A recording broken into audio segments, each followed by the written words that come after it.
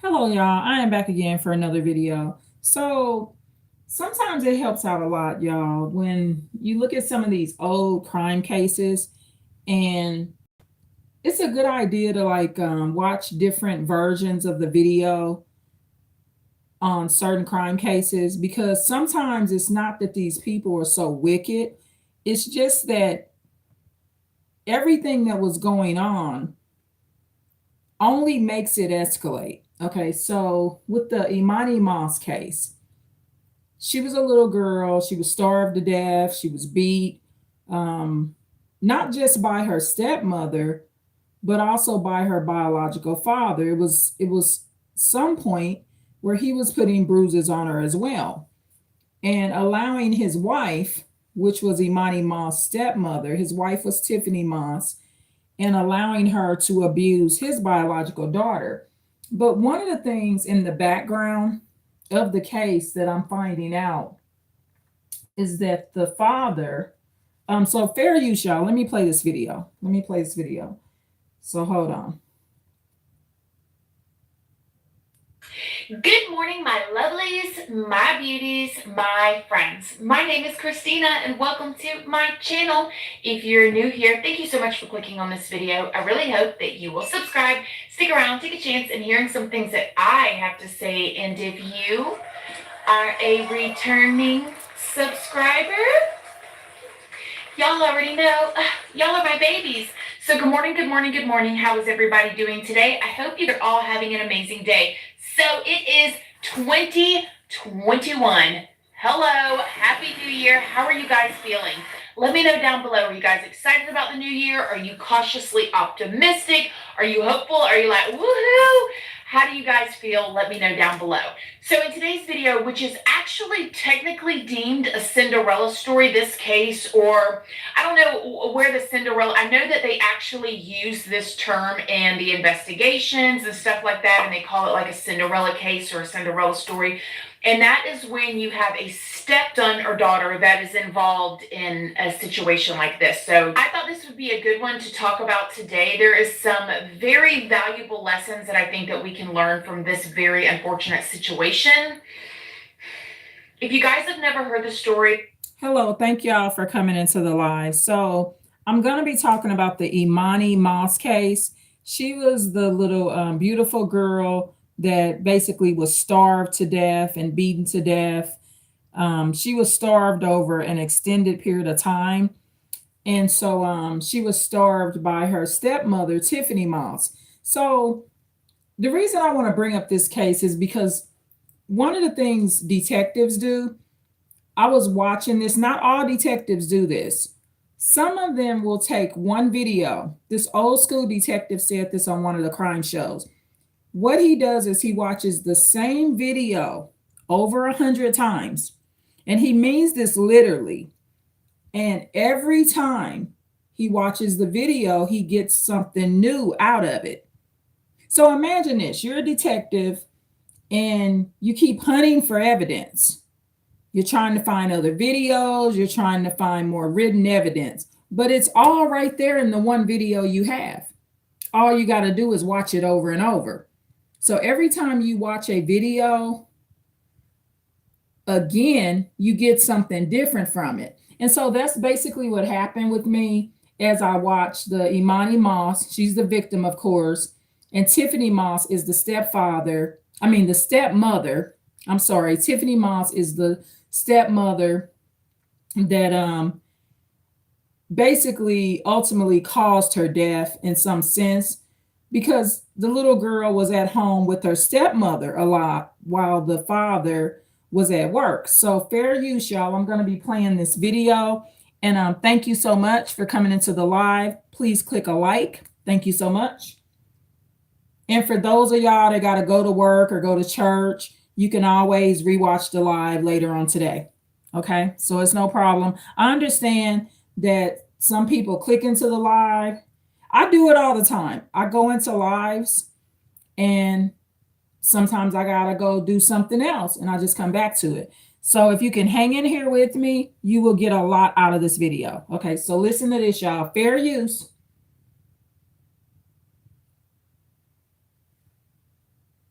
unfortunate situation. If you guys have never heard the story of Imani Moss or Iman Moss or Tiffany Moss, and she was so pretty, y'all. Imani Moss is so pretty, and so is the so-called evil stepmother. Tiffany Moss is pretty as well. And I hate that it ended the way it did, but I want to just explain, like, don't take this the wrong way. The lady ain't as evil as you think. Yes, she starved a child to death. Very cruel thing. But she's allowed to do it, right? She's allowed to do it. Oh, hello, Tyler Clinton. Thank you so much for coming in. Thank you so much for typing clap. So always do this. When there's a video or a crime case, watch it over again. Watch the body language of the so-called criminal. And every video that you watch, you will find out that it has so many more details that are in play that it escalates. Okay, this is the thing. The foundation of the case only was going to make the thing escalate. The situation, not the thing, the situation. So because of the foundation, so I'm going to explain to you the foundation. And listen to me very carefully, y'all. This is going to be very important. I actively do this. I actively do this. So you got to listen to this. Be careful what you ask for. Okay? Whether you be a male or a female, be careful what you ask for. So, Tiffany Moss, which is the wife of Iman, and the little stepdaughter was Imani Moss. They were in a church, and she asked him over the phone, why don't they just date? So that's where it begins, right there. It begins right there with that boundary, okay? And I'm going to give you an example of questions that people ask that they regret later. One of them is, will you date me? Okay. Can I be a grandmother to the kids? Can I come hang out with y'all? You want to go to a party tonight? Can I come over to your house? Would you like to come over to mine? You want to meet at that event? Would you like to get on online dating? See, all of this stuff, asking people, it will backfire. Can I babysit your child? Can I keep your dog? So it begins with Tiffany Moss when she first met Iman in church.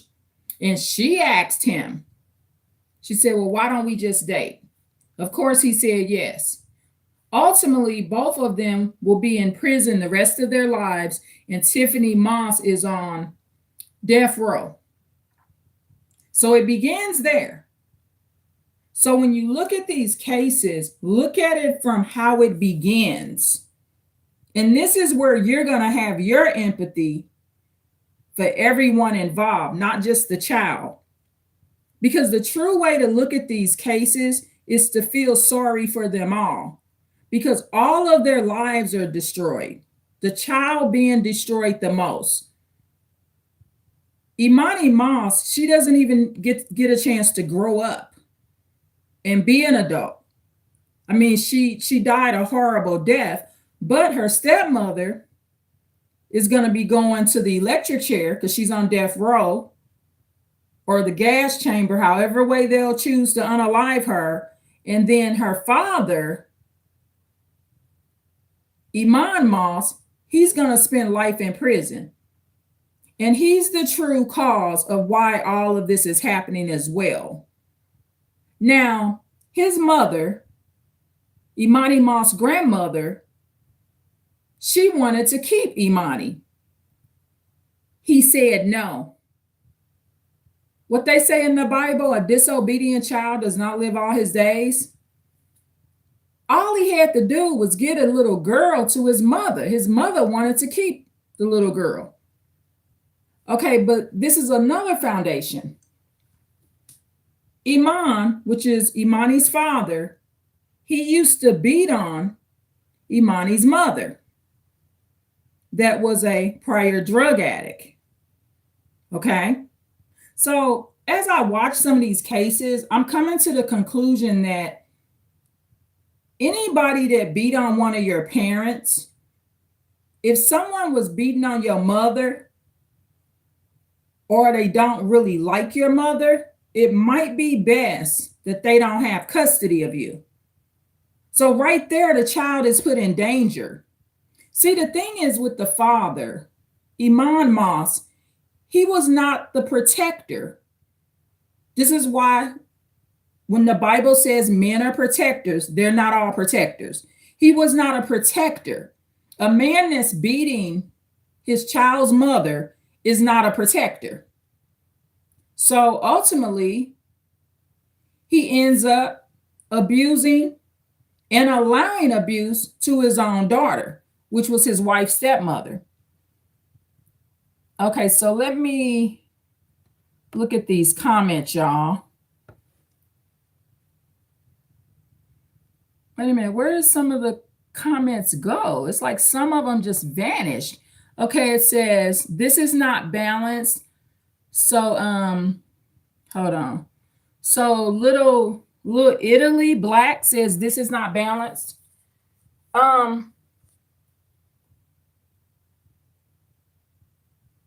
VA says, can I be a mod? Okay. Thank you for offering to be a mod. So Little Italy Black says, this is not balanced. Well, the video just started. It's only been in 12 minutes. So I don't know if you're saying the video is not balanced, but you have to listen and tune in more. The video is just beginning. So my videos are pretty thorough and balanced. You just have to be a little patient. It's just beginning. I haven't even completed the video. So Tyler Clinton, do you feel the world owes Germany an apology due to recent events? I haven't been studying on that, so I will have to do some research on that. I mean, just in general, I mean, a lot of people, they just will not apologize for things just in general. I don't live in Germany. If an apology is appropriate, I hope that they get the apology that they deserve. But don't expect apologies nowadays. Just don't. I mean, people just are not giving them. So Little Italy Black says, I'm from another planet, so I so happen to land here in space, city, Houston, Texas. So now I'm lost in space. Okay. So yeah, I don't know nothing about no other planet. So if you landed in Houston, Texas, good for you. Yeah, I don't get into all of that. I'm just going to be covering this case. So hold on. Thank you so much for the comments, y'all. From Tyler Clinton, from Fresh Basin, Liama, and then Little Italy Black says he's from outer space, and then VA wants to be a moderator. So thank you so much for the comments. So fair use, y'all, because I'm going to be talking about the Imani Moss case. She was murdered, you know, of course. And I'm going to say both of them murdered her. I mean, Tiffany Moss, her stepmother, and her father, Iman Moss, both of them participated in the murder because both of them know that the little girl is being starved, and both of them have put bruises and beat on her, okay? Tiffany Moss did most of the beatings and spankings and chopping her hair off and stuff like that. But the dad, even though he was at work most of the time, he still participated. So thank you so much for the likes, y'all. Or Tiffany Moss. We're going to talk about that today. Imani Fair use, y'all.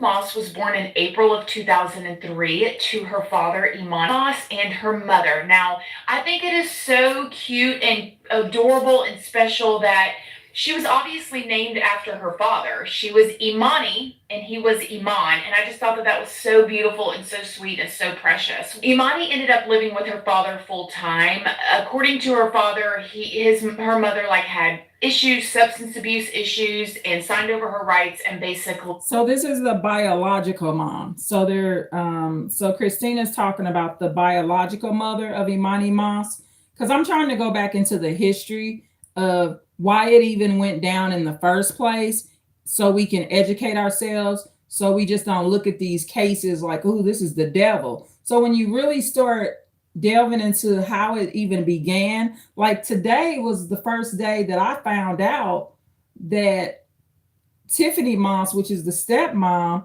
asked Iman if she could date him. I didn't know that till today. I mean, even though I knew a lot of details to the case, I kind of viewed that a little different. I'm like, well, she begged for her problem. As a lady, be careful asking some man if you want to be with him. You could be asking for a whole problem.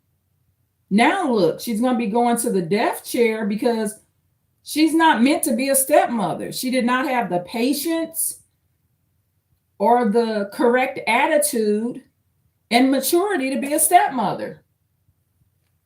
She took good care of her own biological kids because she ended up having 2 children with Iman.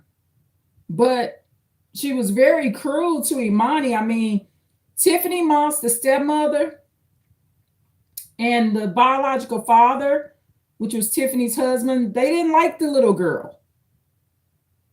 And it began with the father didn't even like her biological mother that was a drug addict.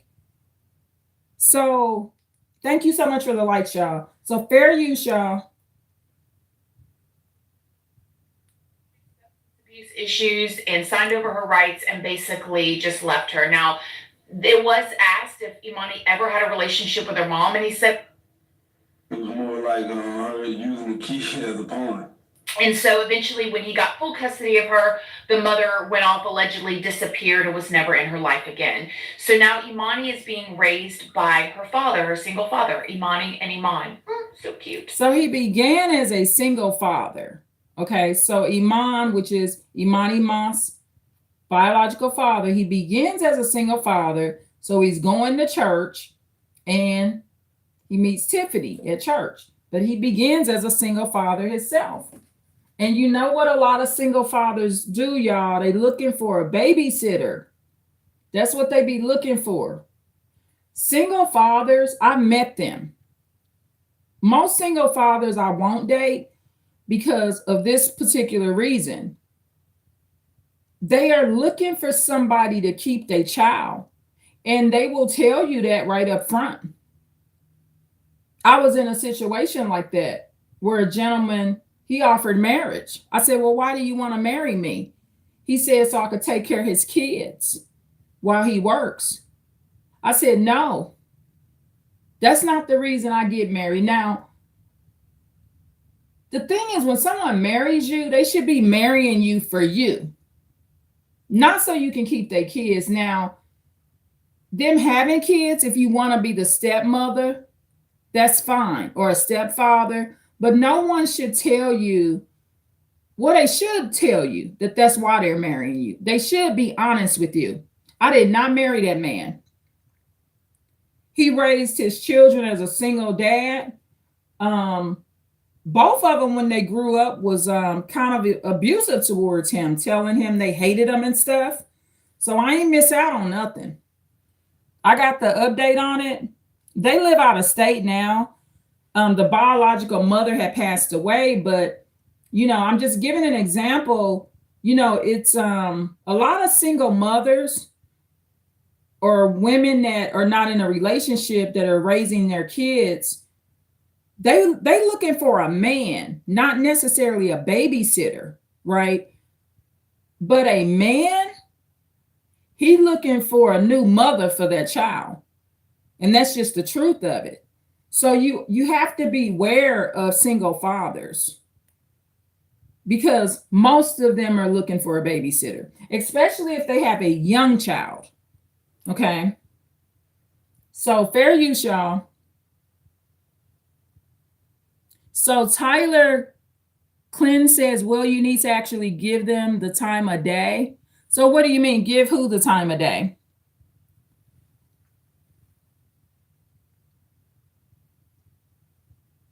Who is the big boss that I need to give the time of day? Your family members? I do. I dedicate my entire life to my family. I'm very involved with my family. So I'm not having a problem with that. I'm extremely family oriented. It's my total focus. Usually, I have a pretty balanced life. I look out for me too, but I'm definitely family oriented. Thank you so much for the likes. Yes, I am, Tyler. I'm very family oriented.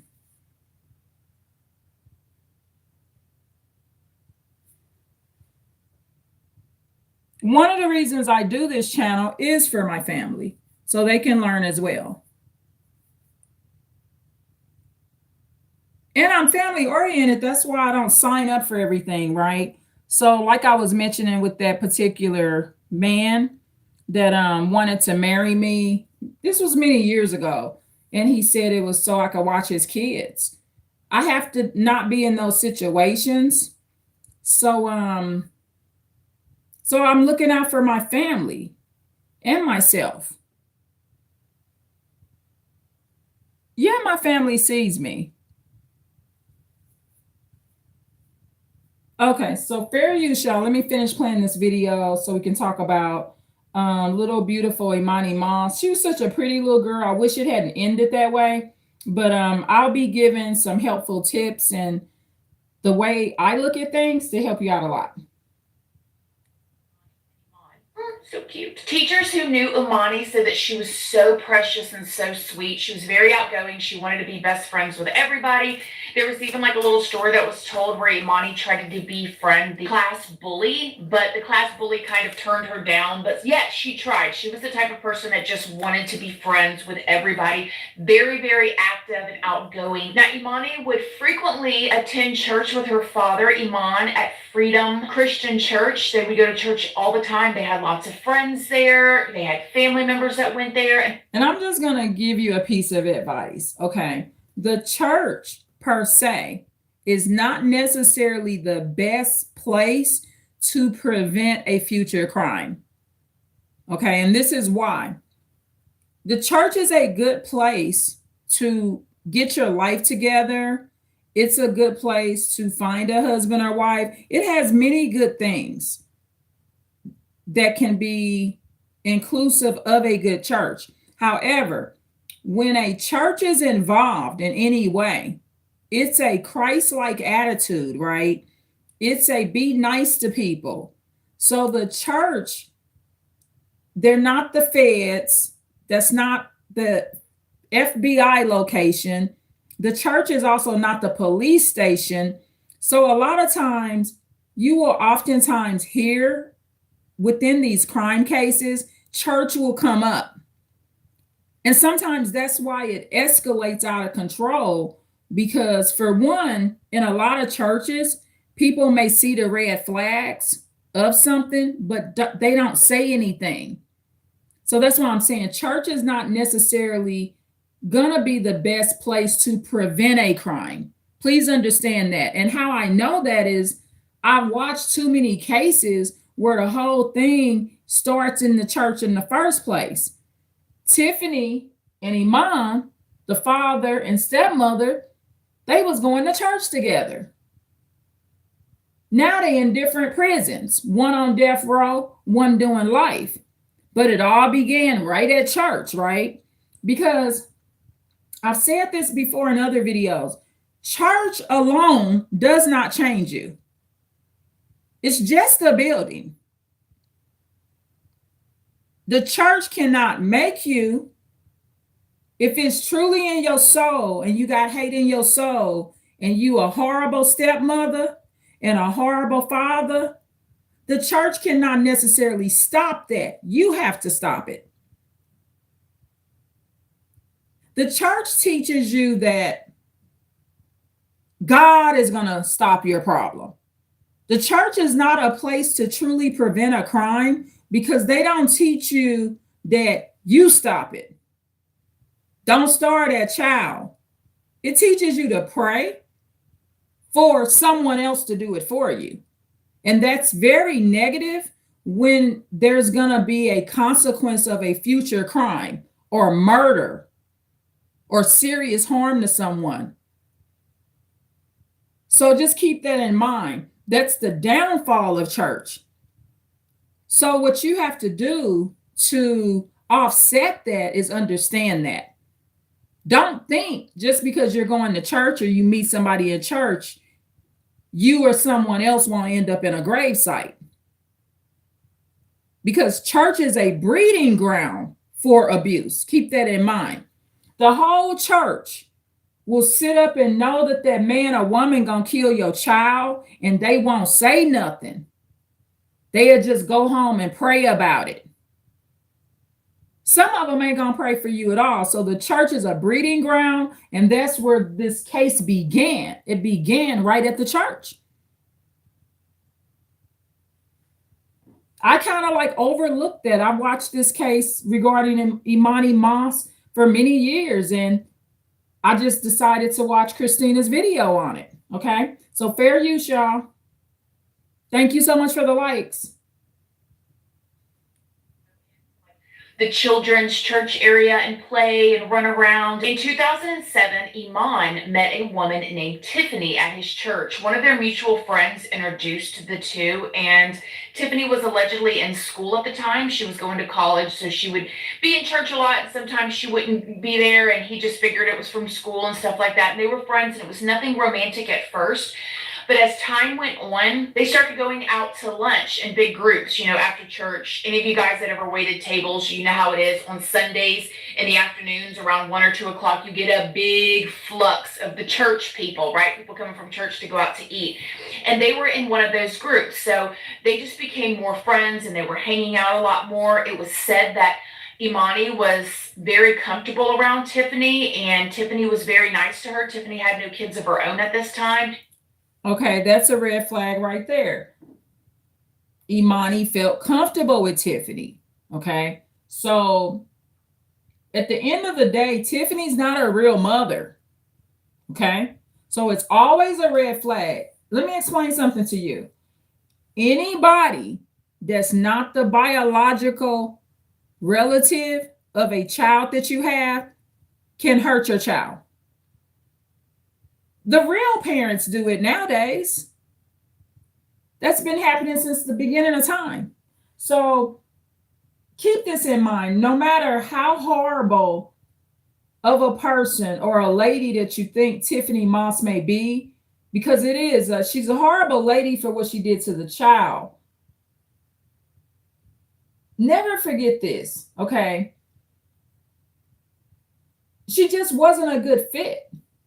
Okay. And she put herself in a position that she should not be in because she doesn't understand herself. Stop signing up for these things. And this is what people that end up in penitentiaries and on death row, a lot of times their regret is not what they did. Because oftentimes there's no remorse. Their true regret is, damn, why did I ask that dude if I could date him? And that's where it should begin. Tiffany Moss sitting on death row right now. If I'm assuming they haven't unalived her yet. Okay, so if she's already unalived, I apologize. But that's how I look at things too. bad things that have happened to me, I'm like, why did I fuck with that person? Why did I deal with that person? Because sometimes something in you is telling you not to do it, and you do it anyway. So I also want to point this out. In these child murders, I want you to understand this. And I've said this in other videos, because as I grow and mature, I even understand this. I was raised part of my life by my grandmother.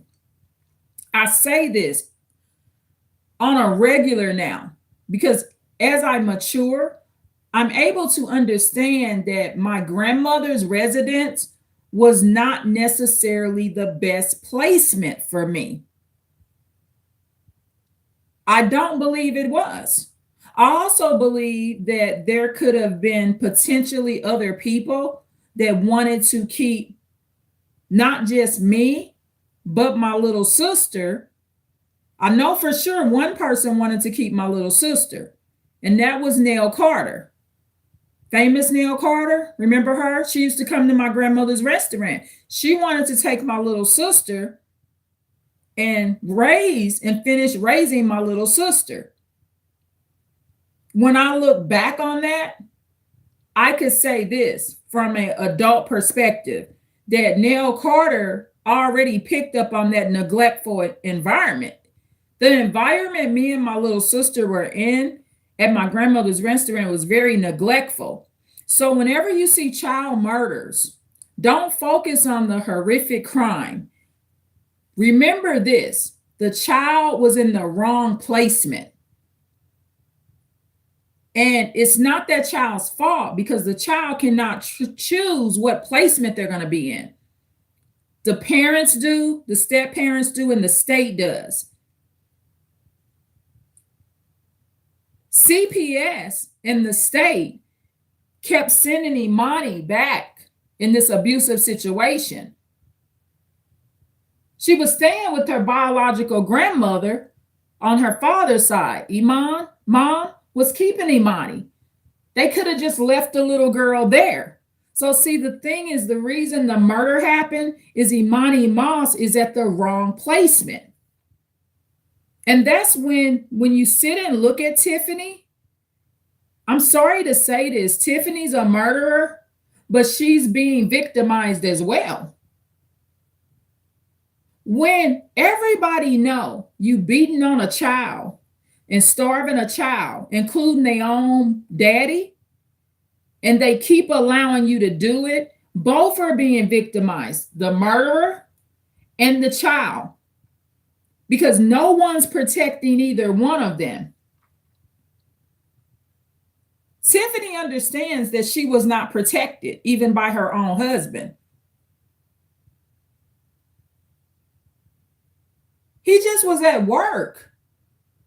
He wasn't being emotionally supportive enough. His mother wanted to keep Imani. He said, no, his wife can do it, which was Tiffany. But he has no empathy for Tiffany. Obviously, Tiffany ain't wrapped too tight. She's not wrapped too tight. But he didn't have no regard for his wife. That's why Tiffany is sitting in court. When she was sitting in court, she's not crying that much. It's not just because she's a potential psychopath or sociopath. The murderer is the victim as well, because it was too many people involved that should have took the role from her. Like, look, you're not no stepmom no more, ma'am. We got this. It's ultimately the father's fault, the biological father's fault. If I bring a man in here and I let him abuse my children, and I know he's doing it, and I continue to allow him to live with me, and I don't do anything about it, it's my fault. And that's basically what happened. So fair use, y'all. This little girl lost her life. Imani Moss lost her life because she's at the wrong placement. She shouldn't be there. She should not be living, and she should not have been living with Tiffany Moss or her biological father. Eventually, they started dating. Amon actually said that in late 2008, Tiffany just called him up on the phone and said, "Hey, you want to start dating? Like, I'd actually like to date you, not just go to church lunch."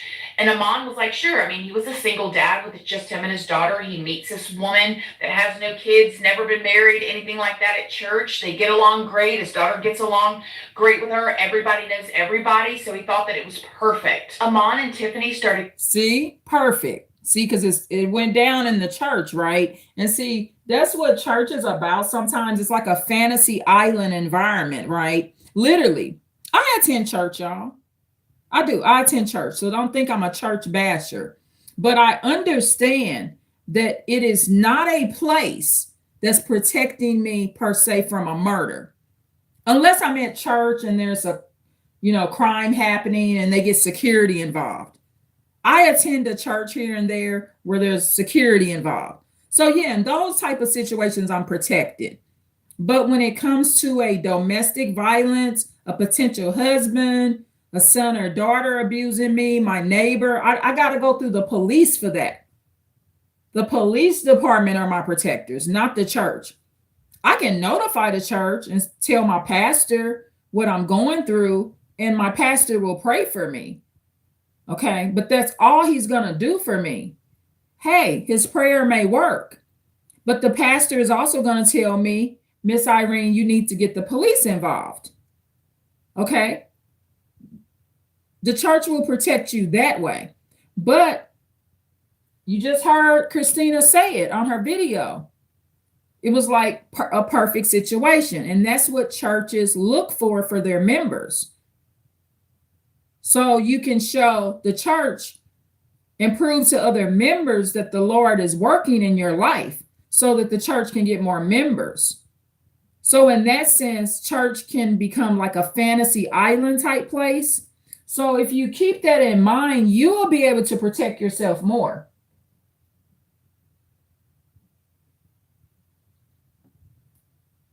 Fair use, y'all. By the beginning of 2009, they were already engaged, and by July of 2009, they got married. By this time, they were both working. Tiffany was working as a preschool teacher at a school she had already graduated college, according to. Now, what I can say is the relationship didn't go too fast. They started meeting one another and dating about 2007. And then they got married around 2009. That's normal. So it wasn't a too soon, too fast type relationship. So I can say that's actually normal. Okay. Hello, Tyler. Clinton. Hello to you as well. Hopefully you're enjoying the video.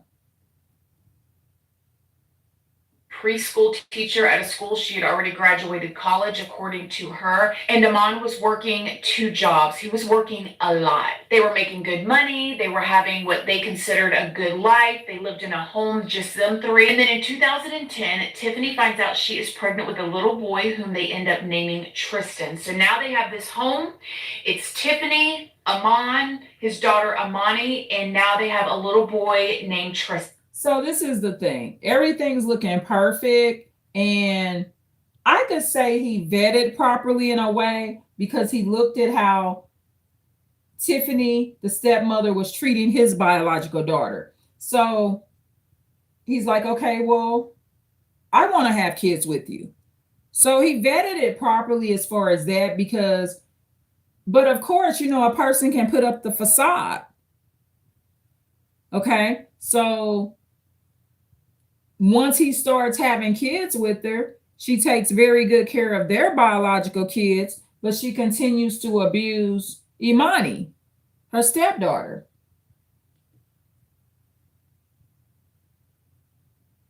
Tristan. Everything was going good until Amon got a call from a police department one day while he was at work. Says, you need to come down here immediately. It is a family emergency and you need to come and talk to us. So of course, Amon tells his job that he has to leave. He packs all of his stuff up. He rushes down to the police department. Now, when he gets to the police department, he finds out that Amani, his daughter's school, had called the CPS or whatever it's called there, and they had called the police department because Amani had shown signs of being abused.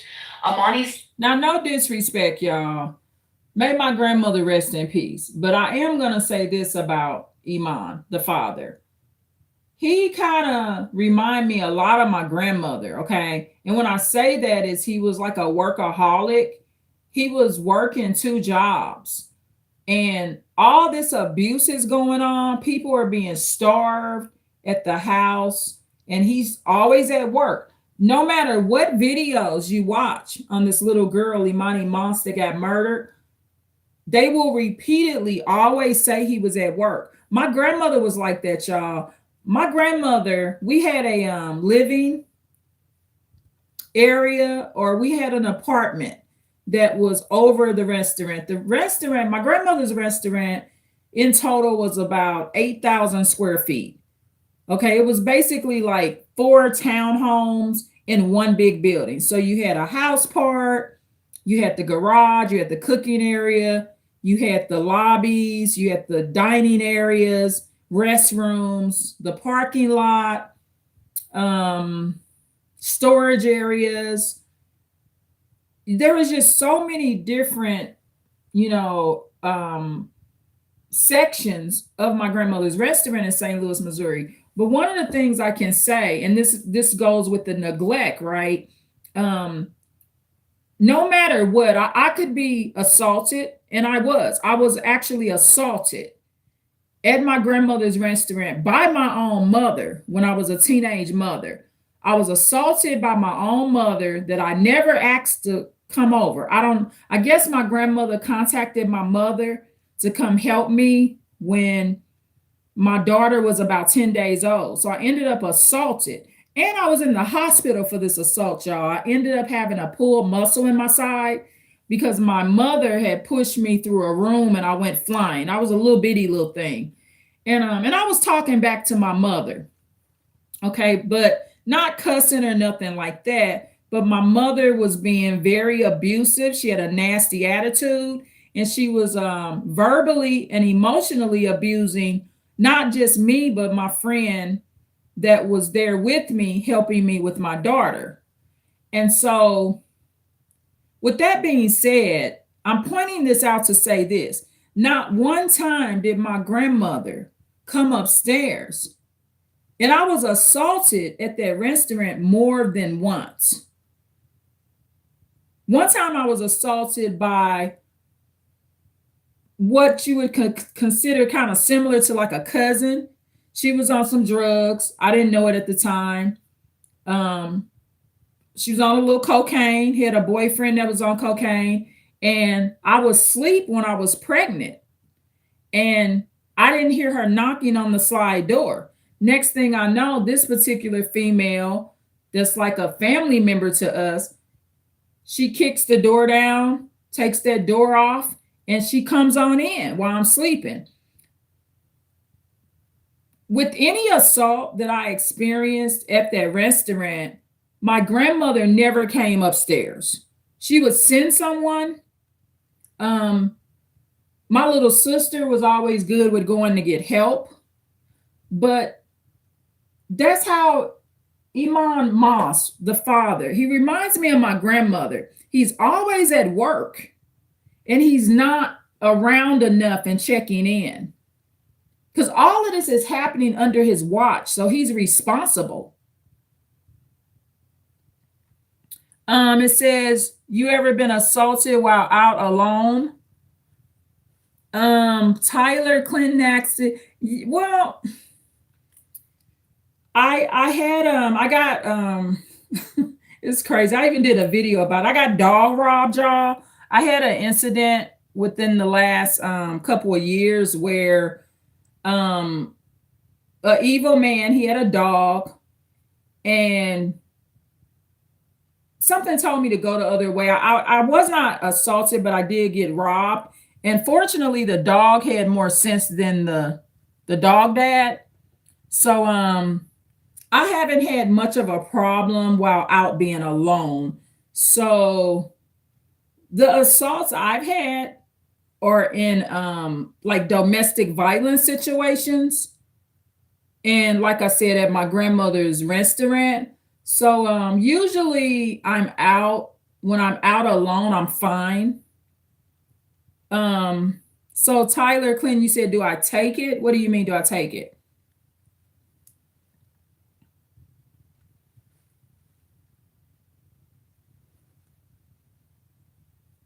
Do I take what? So I can clarify what you mean. See, the thing is with being out alone, it's the way you carry yourself too. I'm pretty wise when I'm out alone. And so, oh yeah, my phone got robbed. And you know what? The dog, it was like a bully dog. Like, it was like, what do you call it? Like, what are the bully dogs? They're like half pit. It's kind of like a pit bull type of dog. Okay, it's a masculine dog. But the dog wasn't the problem. The owner used his dog to make me fall. So I ended up falling in the dirt, and me and the dog was like face to face. But yeah, the dog was a boy. Yeah, the dog was smart though. Like I said, the dog was actually my protector. The dog, see, because the guy wanted my phone. So I was walking with my phone. This was in broad daylight. So the target was my phone. And then the man, he watched all kind of demonic, gothic, devilish videos on my YouTube. He watched like over 10 videos of some old gothic videos. So yes, I mean, but I wasn't beat down or anything. I didn't go back and get the phone. I mean, yeah, the dog was trying to give me my phone back, but I just got out of there. Yeah, so the owner was the problem. The dog had good sense. The dog looked like, oh no, man, not again. The dog, is used to the owner attacking people or trying to use him to attack people. I hope that makes sense.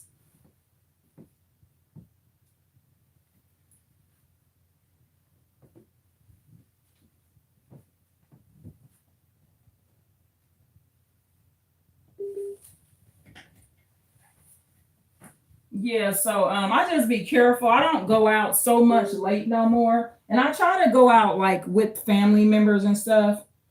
But I'm fine. I'm not somebody that's you know, I've had some incidents. I just try to remain calm, y'all. Um, I just do. But I try to be careful. I live in a pretty safe area. So but stuff happens in all areas. But I feel comfortable, within a mile of my home. Like if I'm out alone and I'm walking, I feel safe.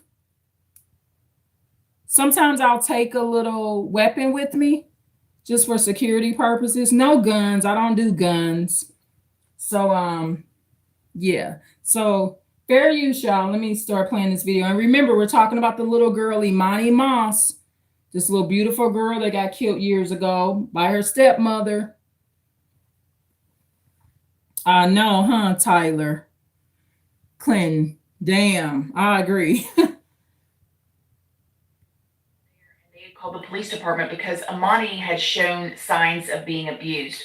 Amani's teacher had saw on her arms that she had these whelps on them, and when they asked Amani what happened to them, she told them that she got a spanking. They knew it wasn't a regular spanking. These types of marks that she had on her was not from just like somebody popping you on the butt. It was from the... And I'm going to mention this. When a child is in the wrong placement and they're not placed properly, the child will have so-called wrong spankings or be spanked wrong. Okay, because what's happening is the child is somewhere they should not be. So when I look back at my childhood, there's a part of me that feels very blessed that I was able to live with my grandmother part of my life. However, I do understand as an adult some of those assaults and other things that happened there. The lack of supervision, the neglect. We had some great fun times though. Okay, one of the things my grandmother did allow, she allowed, my best friends and certain family members to come around. And a lot of times I was not at the restaurant. However, when a child is being assaulted and they're not being protected, they should not be living at that location. They're being placed at the wrong location. That's all it is. It's not that the child is bad. It's not that the parents are so bad, but it's the child is in the wrong placement. That's all. There's a better place that child could be living, and it's not at the current location. That's all it is. So in all these cases, when you watch these child murders, just view it different. Don't even just focus on the wicked person that killed the child. Just say that child should not have even been there. And oftentimes people are trying to get the child out of the environment. The school teachers continuously reported that Imani Moss was being abused. They continuously reported it. It's CPS or DCF or whatever you want to call it. The state is the one that didn't take the child away. The state just should have gave the child to the grandma. The child did well with the grandma. And they could have put that child with the grandma. Imani Moss could have been given to her grandmother. Even though she had a living dad, biological dad, and a stepmom, they could have gave Imani Moss to the grandmother, but the dad stopped it. The biological dad wouldn't listen to his mother. He should have listened to his mother. How many men sit up and let their wife beat on their child and just sit up at work like that? Unfit, neglectful fathers. Same thing my grandmother did. As long as somebody didn't shoot me upstairs in the living part of the restaurant, my grandmother would send some help, but she stayed working. She stayed downstairs because I'm not her priority. Her restaurant is. It's really sad. So I feel extra sorry for the child because I know what kind of, and I worked 2 and 3 jobs, y'all. I was at work one time and my children got into it. When they called me, when they had the little dispute, they were very young when this happened. I came right home. I told my job, I got to go now. I picked my child up and brought my child to work with me. And my child just sat in the lobby till I got off work. I don't parent like my grandmother did. I mean, if there's a fight that's breaking out at the house, you got to leave your job. You got to go tend to that situation. And that's what Imani Moss' father, that's what he wasn't doing. Every video you watch about the Imani Moss case, they're constantly going to be saying he was at work, he was at work, he was at work. He's going to be saying it when he gets on the stand too. He's always at freaking work.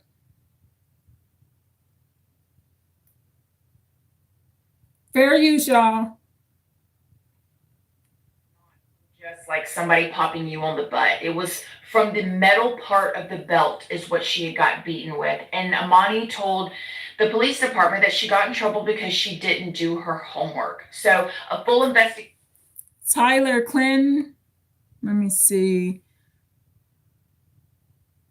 Oh, thank you. I love you more. Thank you so much for the kind words.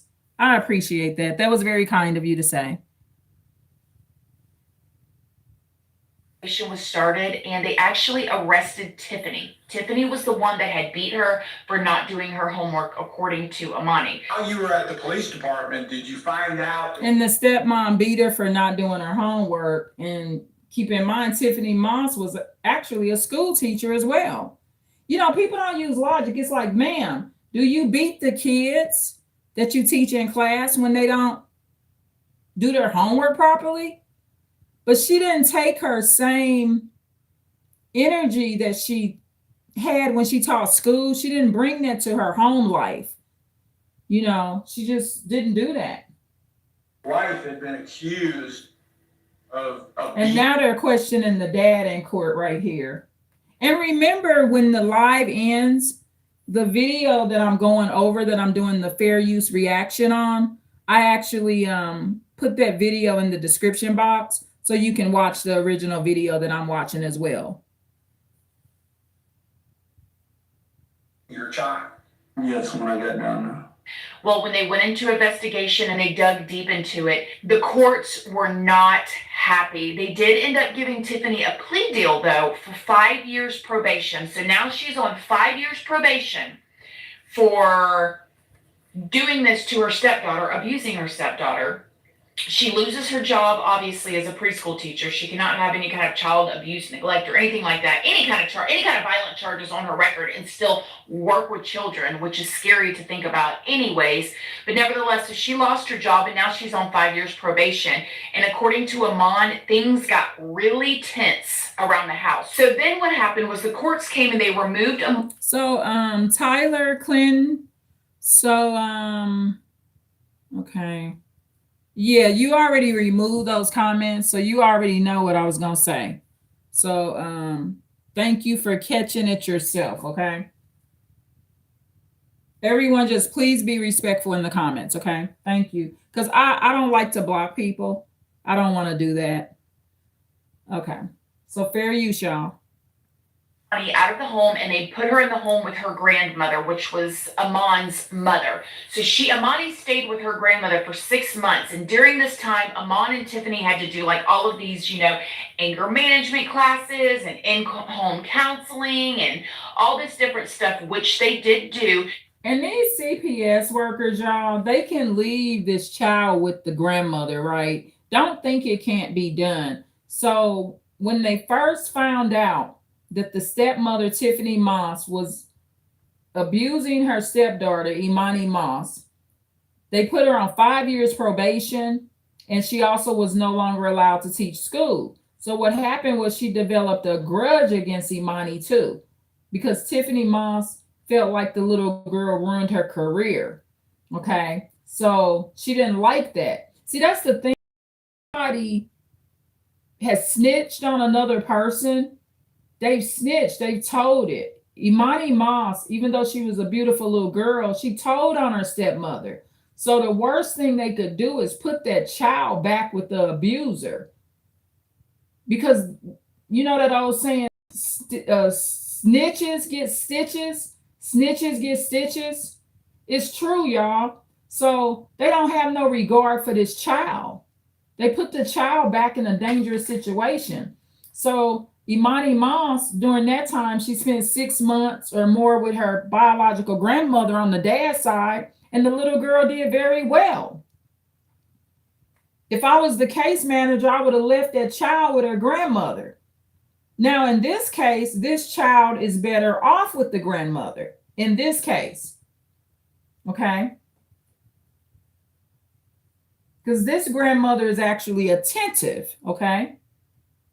Different stuff, which they did do. Now, while Amani was living with her grandmother, according to her grandmother, she thrived. She was doing so good in school. She was doing all of her homework. You hear what Christina said? She thrived. She did very good. She was doing good in school, doing her homework. There's no weird bruises being found on her. She's normal weight. Her hair looks good. She's not being starved to death. Oh, thank you, Tyler Clinton. You said I'm attentive too. Yeah, I try to be. But see, what I do, I take my upbringing and I try to do better. Okay. Sometimes I was just watching this video by Alan Watts, right? Where he was mentioning that in a video, like people that grow up and do better, sometimes they have a toxic background. So you can take your toxic background and do better.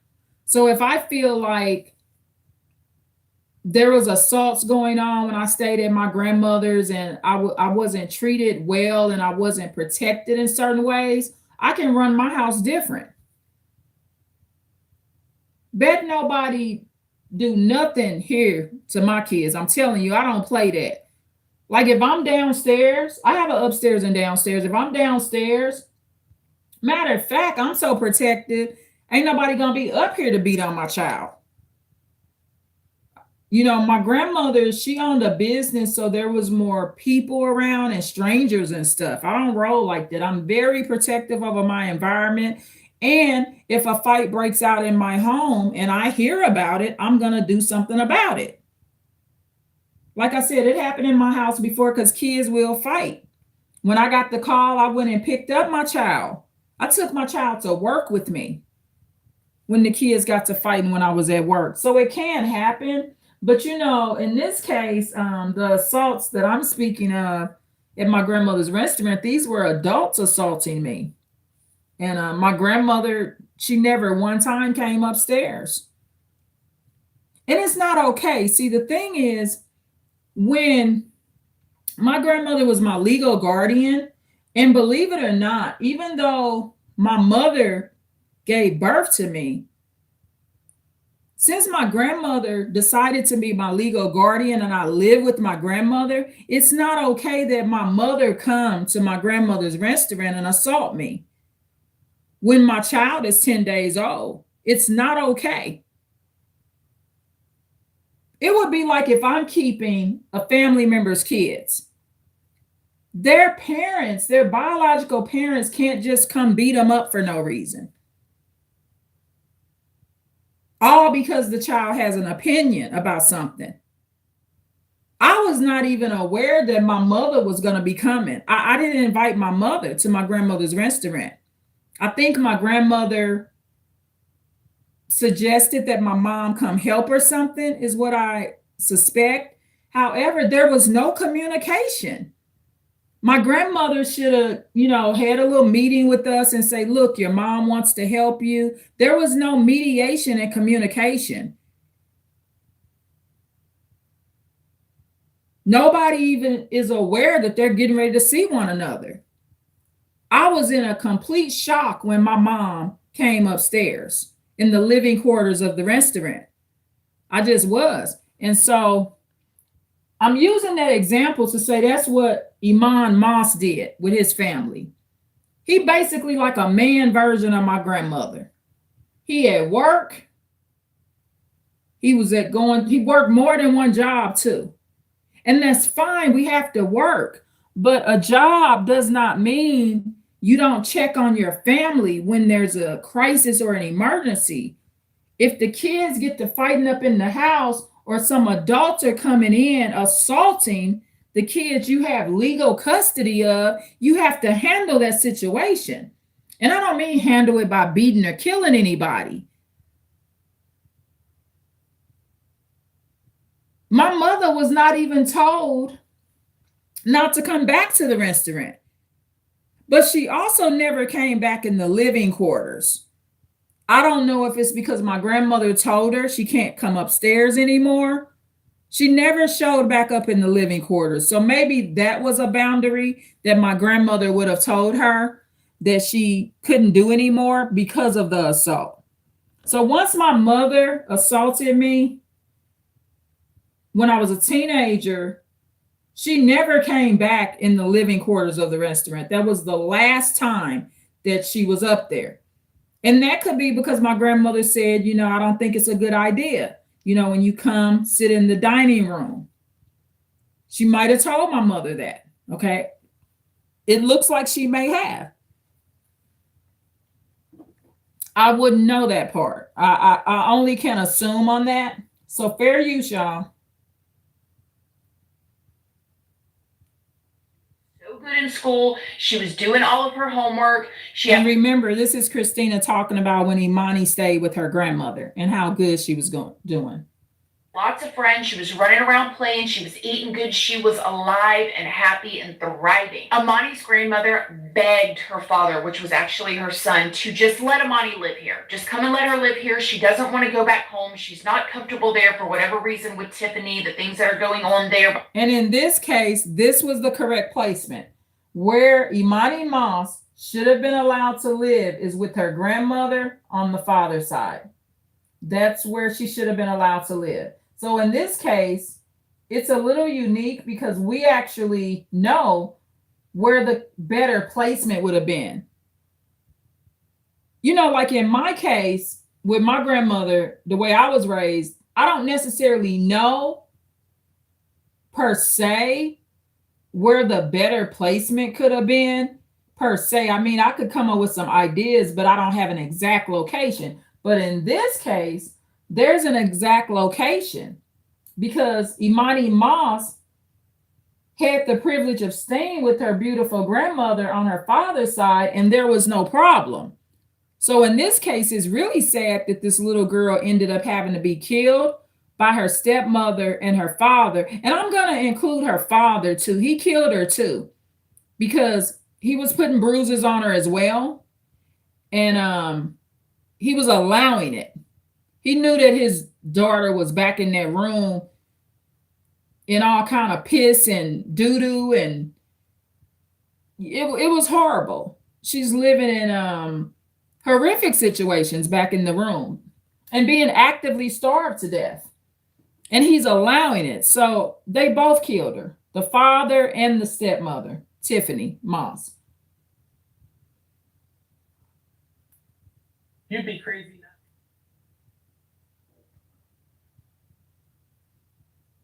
He was crazy for that. Comfortable there for whatever reason with Tiffany, the things that are going on there behind closed doors. Like, she's thriving here, she's doing good in school, let her stay here. And Imani's dad said no. And when he was asked later, why didn't you just let her live with her grandmother? He said, it was just my pride. I couldn't let her stay there. So when they finished up all of their stuff 6 months later, they took Imani and they brought her back home. And this is what I'm wondering. If this woman is still on probation for 5 years, and this is her victim, how did they let her move back in with her? That seems so bizarre to me. But nevertheless, let's just keep going here. Right around the time that Imani was able to move back in. And it is bizarre that they let the little girl go back with the stepmother. They let Imani Moss go back with their stepmother, Tiffany, because they don't love the child. The agency itself does not love the child, and they don't believe nothing gonna happen.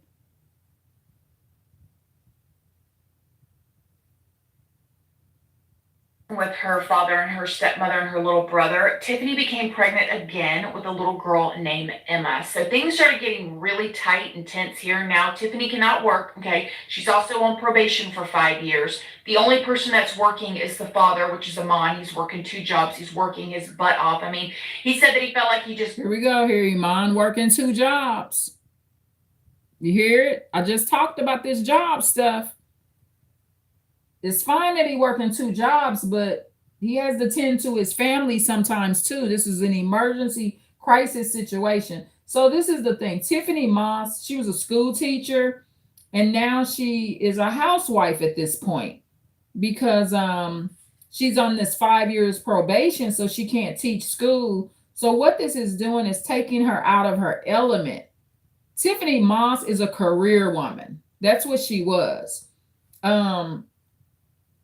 She might not have should have had the other 2 kids, but she definitely was a career woman. So what happens is I watch videos of people. It's even some of the cases. I love watching the cases over in Europe. So I watched a couple of cases where the women, they regret having kids. And in one of the cases, the woman explained she was out of the country, like in Europe or something, and she explains that she went through a deep depression. So she was a housewife, the husband worked, she had 2 kids. So she would get very depressed when she would see the other women go to work. She actually wanted to go to work, and she wanted her kids to go to daycare. So ultimately, she got a divorce, and she gave the kids to the father, which was her husband, and she became a career woman and visited her kids every other weekend. So she was like the dad, like the kids come to her every other weekend, and the dad had primary custody. She was over in Europe, I think. So I watched videos on those situations. So when I look at Tiffany Moss, her being a stepmother, she's probably depressed because she's a career woman. She loved teaching school. So she want to take her kids to daycare and teach school, but she can't teach school anymore because she's on 5 years probation. So she's mad at Imani Moss. She actually has a real hateful grudge against this child. So she loses her temper and she loses sight of reality. I'm not gonna lie, y'all. Some of these cases, I'm gonna tell you something. I give some powerful advice sometimes, right? And that's another thing that's not happening.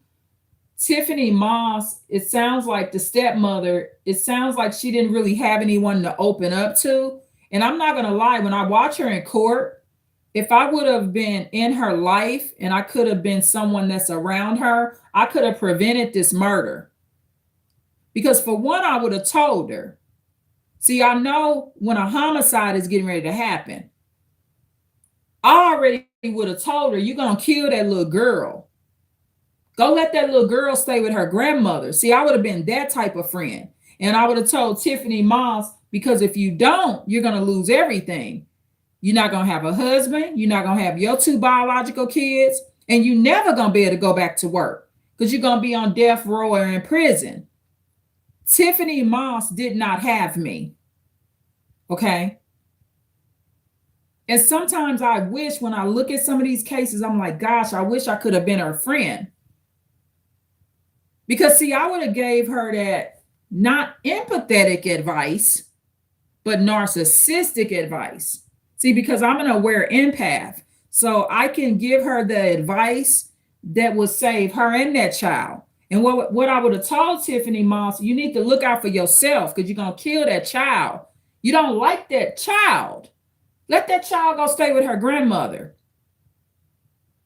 Because see, I do it in my life, y'all. I dodge a lot of bad situations by not signing up for it.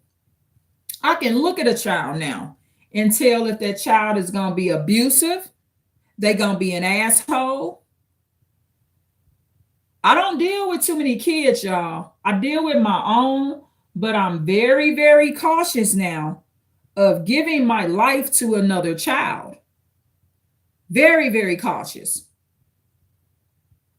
I'm not going to put myself in a situation where I'm getting ready to starve a child to death because I'm mad.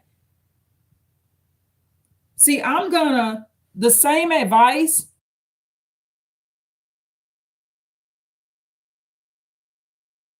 that I would give someone else, I'm able to give myself that advice as well. So that's the thing about me. I'm able to help myself as well.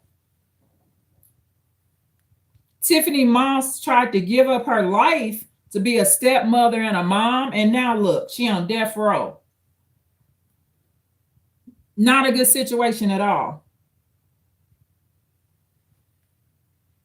Working his butt off. I mean, he said that he felt like he just goes to work. I told you, he just stay at work.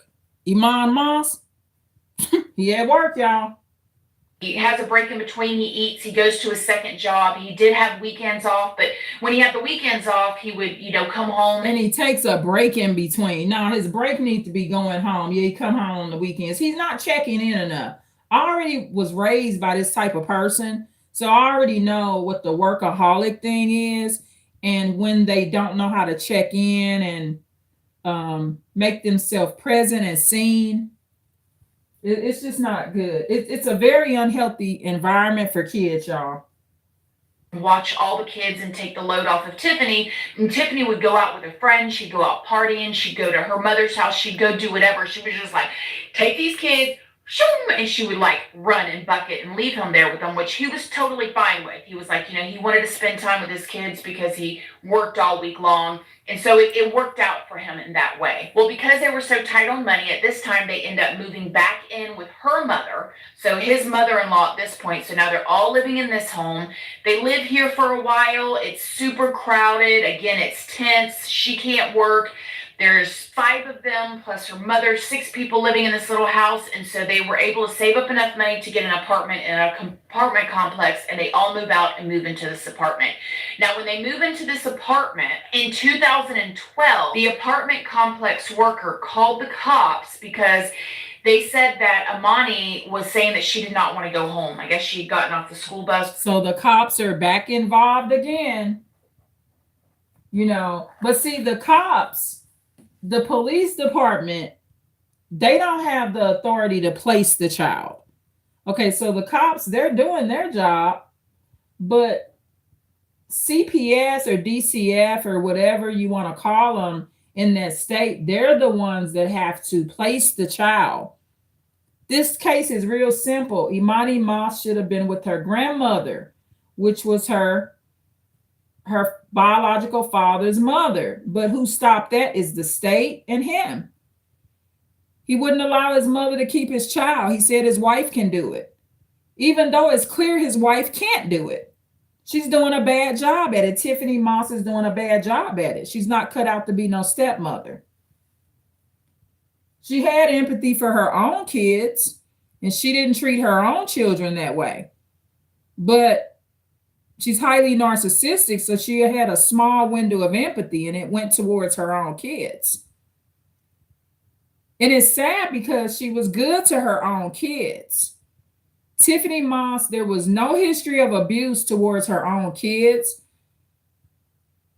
But guess what? She can't even be around her own kids now. But you know what? I take that back, because Tiffany Moss, when she has her stepchild in the other room starved to death, that is a form of abuse towards her biological kids too, because her kids are living in a house where there's another child being starved. So actually all the kids are being abused. It's just that Tiffany Moss biological kids, they aren't being physically abused and being starved to death, but they are in an abusive environment. I'm not sure if they were old enough to understand that their half sister was back there starving to death. Let me see, their names were Tristan and Emma. Those are cute names. So Tristan would be Tiffany Moss and Iman Moss' son. And then Emma would be the baby girl. Okay. And of course, Imani Moss is their half sister, because all of them got the same dad. Two of them got the same mom and dad. And then, of course, Imani Moss was the stepdaughter that Iman Moss had before he married Tiffany Moss. Remember, they met in church, y'all. This is these church relationships, boy, they end up horrific. I'll tell you. Not all of them, but there's some bad cases that start in the church. In the office, and she was saying she was scared to go home. She did not want to go home. So they called the cops to come in and talk to her and check on her. When the cops came, Imani said that... And Imani is steadily telling on these people. Some kind of way, Imani Moss feels like somebody's going to save her. All she has to do is tell, but that's not what happened. Poor little girl, my heart goes out to her because she ended up being murdered. But as a child, you thinking somebody gonna help me. I just got to keep telling. Punishment that her stepmother, Tiffany, would tie her to a chair and put her in the shower of freezing cold.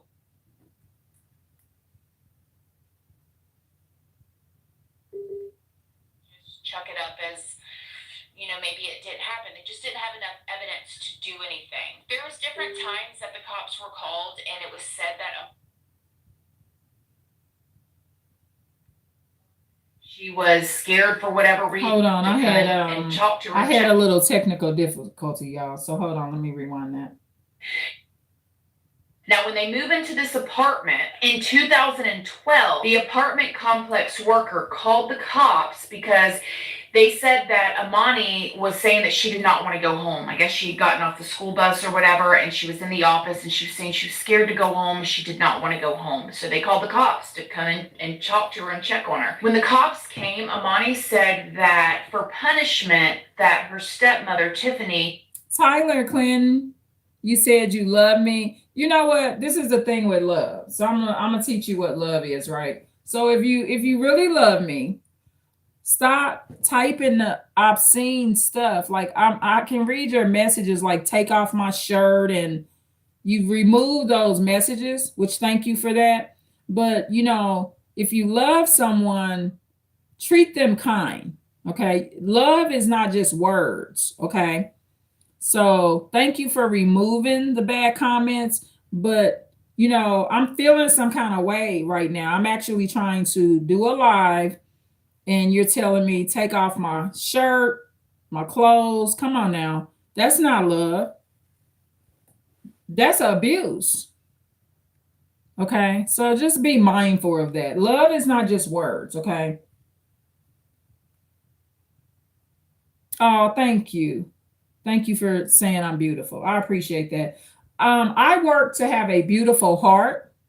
That's my goal, is to work on my heart and do the right thing. And that's what I'm trying to do now. That's why I'm covering this case on Imani Moss, because my heart feels bad for her, but I want us to learn something, right?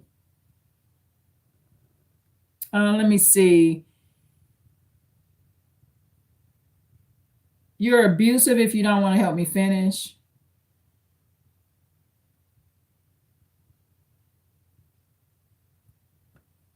I am letting you finish. I'm reading your messages, Tyler Clinton. What do you mean? I'm responding to your messages. You don't believe I will do what?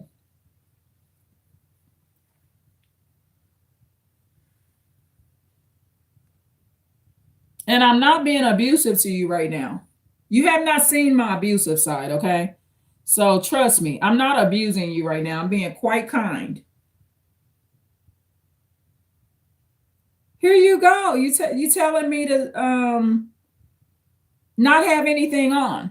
Here you go again. See, you're not listening to me. Okay, y'all, fair use, y'all. Let me play this video.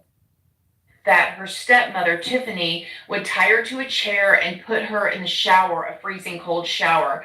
They could not find any physical bruises or whelps or anything on her, so they had to just chuck it up as, you know, maybe it didn't happen. They just didn't have enough evidence to do anything. There was different times that the cops were called and it was said that Imani had run away, or that she, you know, didn't come home. She didn't want to come home.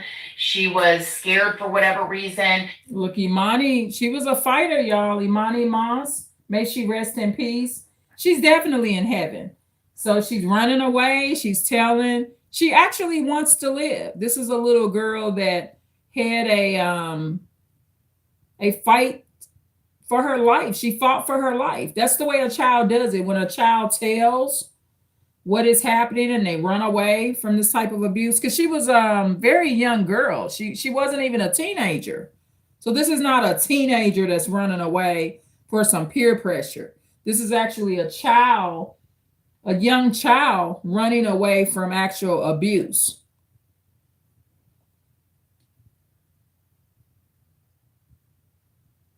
And Tiffany always tried to make it seem like she was just a rebellious little girl. And Amon was struggling with this. I mean, he's a father. He's working 2 jobs to take care of all 5 members of his family. And he has really no choice at this point other than to take his wife's word for everything. Or he felt like he had no choice other than that. Right around this time, it was said that Imani was going through a major growth spurt.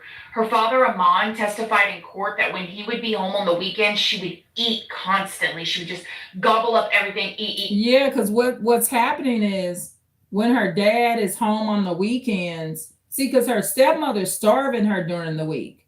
So when he comes home on the weekend, his daughter is just like eating a lot because now she can eat because dad's home. That's what's happening here. And he didn't really pick up on that. He should have had cameras put in the house too.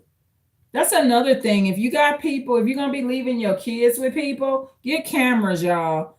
That's something I wish I would have had when my sons were younger as well. That's a very good thing to have in the house. When you got kids in the house, young kids, and you got adults watching them and stuff, even if you have to leave the kids at home together, just get some cameras.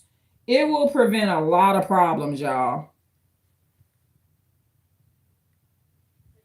so thin, and he felt like every time he saw her, she was losing more and more weight, but all she did was eat. So he just figured, man, her metabolism's hitting. You know, she's going through this growth spurt where she's eating a lot, and her metabolism is just on fire. When Amon got home from work one day, he noticed that his daughter's hair was cut. Now, Amani was known to have. Oh, this was real crazy. When she cut this child's hair, that was really her way of saying when a grown woman cuts all your child's beautiful hair off, that was a way she was saying right there she want her dead. That is a threat, y'all. I wouldn't have had my child around this woman. That hair thing, that's a big deal, y'all. That's a real big deal. It's a sign of hate. She cut her hair off and didn't put no barrettes in her hair or anything. So, you know, there's red flags before these kids is murdered. And people, you know, noticed it. They said something to Tiffany about it. Why you cut her hair off like that? But that was her way. That was Tiffany Moss' way. She's doing two things. She's showing that she hates the little girl, and she's also showing that she does not want to be her stepmother. It's a cry for help that nobody's picking up on. She basically saying she don't like the little girl, she don't want to comb her hair, and she want to try to make the little girl look ugly.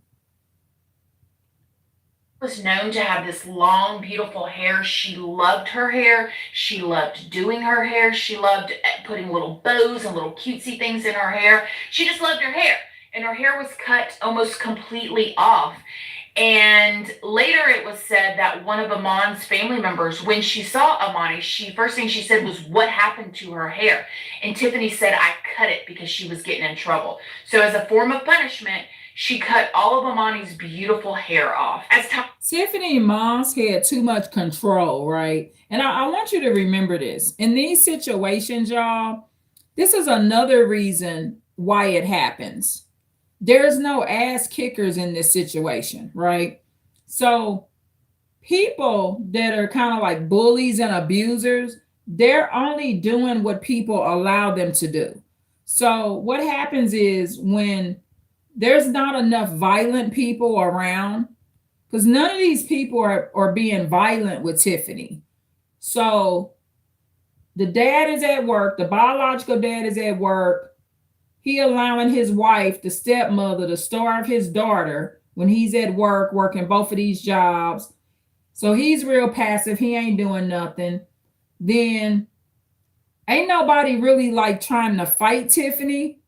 Because it's some people that when they see you done cut that child's hair off, will kick your ass. So see, Tiffany Moss, that's the thing with these type of cases too. They are not involved with the right family. So Tiffany Moss, she's a mean bitch, right? She looked like she could fight too. So there's this certain aggression that they didn't want to have to deal with. I get it, but there's no ain't nobody acting homicidal in this case. Nobody's saying, "Look, dog, I promise to God, if you don't go find my child hair, if you ever touch this baby's hair again, you gonna come a missing." Okay, so nobody's talking to her like that. There's no threats.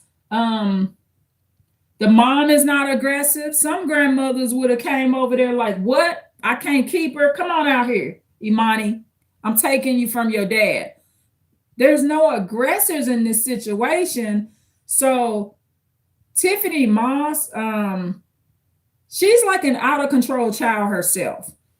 You got to look at some of these adults like they're undisciplined kids. So this is what happens when there's a undisciplined kid. Because Tiffany Moss, the stepmother, she's not on drugs.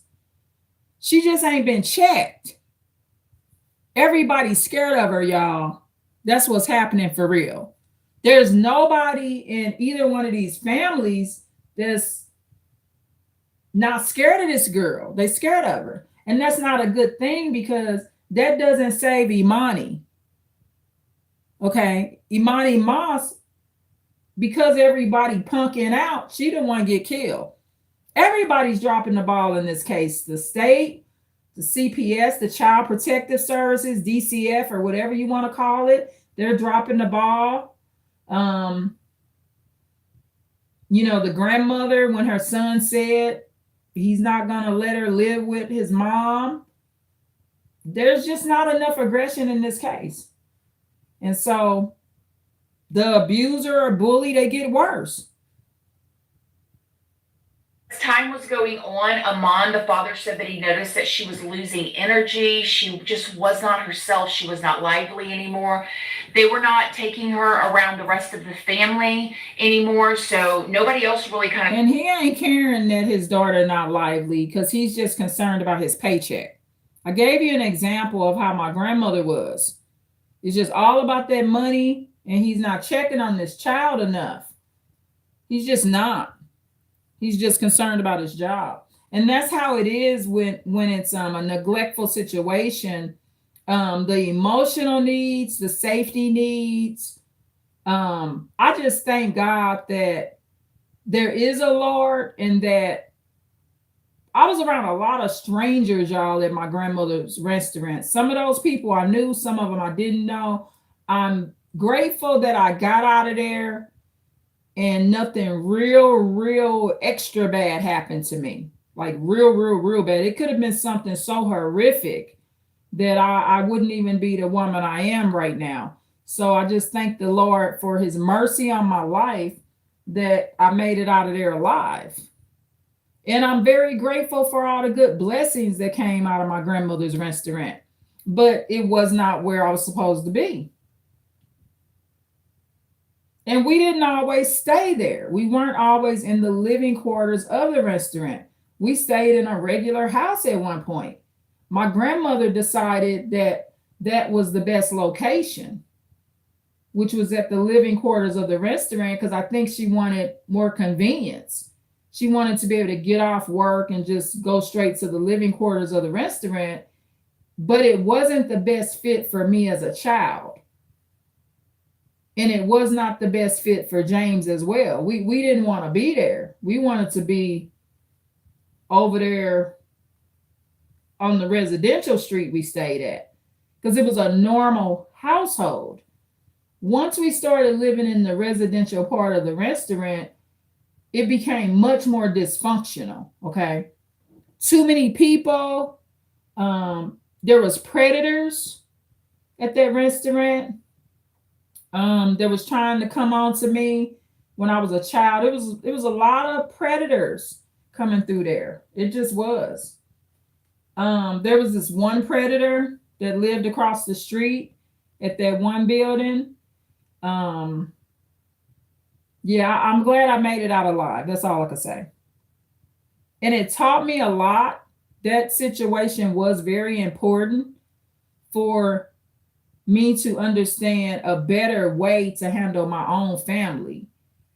And then when the restaurant closed, that neglect was just extreme. That was very extreme. So neglect is very real, and that's what Imani Moss, this little girl, was experiencing. And she's experiencing that daddy going to work neglect. Because these narcissists, that's what they care about, their jobs. They don't care about these kids. They don't. When someone's acting highly narcissistic, they don't care about these kids, y'all. Family anymore, so nobody else really kind of saw what was going on. They knew that something was up. I mean, her hair was cut, they weren't coming around, but they didn't exactly know what was going on. The neighbors even testified in court that they saw the other two little kids outside all the time and playing and stuff, but they only saw Amani one time. The whole time they lived next door, they only saw her outside once. Amani's grandmother, who was Amon's mother, begged for Amani. Yeah, I mean, she said she's 3 and she need to come stay with me. And what did you answer? In my pride, trying to prove my mother wrong, I said no. Deep down in her, I felt like it was probably the best place, but I didn't do it. when Amon would be at work, and obviously he trusted his wife to take care. So Iman is just saying he refused to do what his mother asked because his mother asked if she could keep Imani, and he said no. You see how this happened? He said no, y'all. So this is what happens in these kind of cases. He has too much control. Tyler Clinton, don't leave no more messages like that, okay? Come on now, you got to have a soul, right? I don't want to have to block you. So don't do that, okay? So see, the thing is, we are talking about, I'm telling you how I feel, Tyler Clinton. So you are disrespecting me on my live. We're talking about a little girl that got unalived, right? So we're talking about a child that got unalived, and you're leaving chats with sexual comments and with sexual, yeah, you're leaving sexual comments. Don't stop, don't type them again. Okay, please stop it. Okay, it's very disrespectful. I am mature. That's why I'm telling you to stop it. A mature person would tell you to stop leaving those comments. I'm emotionally mature. Please stop it. One more comment you leave like that, I'll just have to block you. I don't want to have to block you because I think you do got some good in you, but we want to focus on this little girl. Don't you care about the little girl we talking about? To take care of his daughter. He said that he had no reason not to trust his wife to take care of all of their kids. They had two kids together, and look, he's saying he trusts his wife, but she hasn't earned trust. He should not be trusting his wife. The police have been involved. Child Protective Services, or DCF, has been involved. She's on 5 years probation. Why does he still trust his wife? He's putting his wife before the child. He's more protective of his wife, not the child. And he's not protecting his wife when he allows his wife to keep keeping the child. Now look, she's on death row. He's not protecting the child or his wife. It's very bad, y'all. Their kids. They had two kids together, and then they had Amani, who was obviously Amon's daughter from that previous relationship, which was Tiffany's stepdaughter. And he said he trusted her to take care of his kids. He said that Tiffany would text him all the time when he was at work, and almost every single time that she texted him, it always had to do with Amani. What were the types of texts? You know why he trusted her too? He's still living in the past. So he trusted Tiffany Moss, which was his wife and his daughter's stepmother, because he's living in the past of the first 2 years, because they originally met in 2007. They were married by 2009. So he's still thinking that his wife is the old stepmom, the one that was real nice to his child. And that's one of the things people do when they're having cognitive dissonance. They get it confused. Their brain is something going on in the brain where they just can't accept that the good person that person used to be has now retired. Now she's an abusive stepmom. This ain't like it was the first 2 years when she was a good stepmom. She was a good stepmom until she started having kids with them. Then once she started having kids with them, she supports and continues to be nice to her own biological children, but abuse Imani. And she's abusing Imani, her stepdaughter, with her husband's permission, because he knows it's going on and he continues to allow it. It's not right, y'all. Like I said earlier, the little girl was in the wrong household, but it's not her fault. She can't place herself in the right household. The adults have to do that. The state failed her, and her father failed her, and her stepmother failed her. All of these people failed her. This little girl should have been removed from this lady.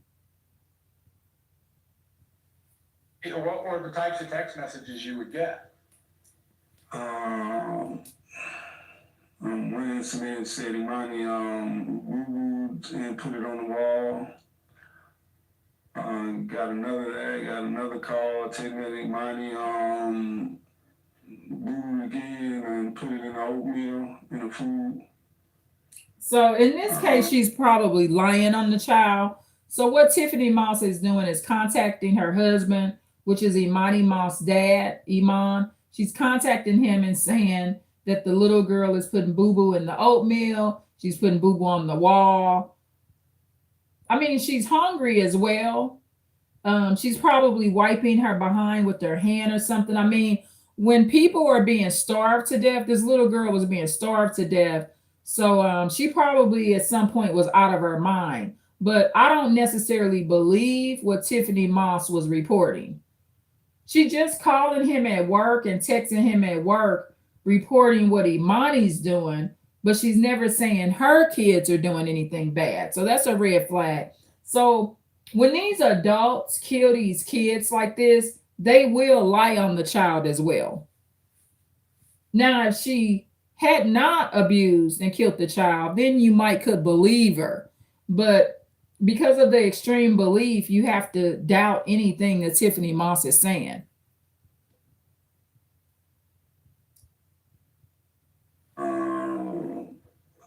And Tiffany Moss is, of course, the step parent. Okay. This is the dad talking. He's a horrible dad for allowing a woman to do his daughter like this. Different things, or Imani tried to run away. Would it be fair to say that a lot of the texts that you got had to do with Tiffany claiming that Imani was misbehaving? Yes. So you're her father. What did you do about that? I didn't do it. Like he said, you're her father. What did you do about that? See, and he's gonna, in this line of question, he's gonna keep pointing this out. Like, you was her daddy. Like, this woman ain't her parent, for real. About that. I didn't do absolutely nothing. Did you believe your? Okay, Tyler, Clint, you gonna slap me? What are you saying? You gonna slap me?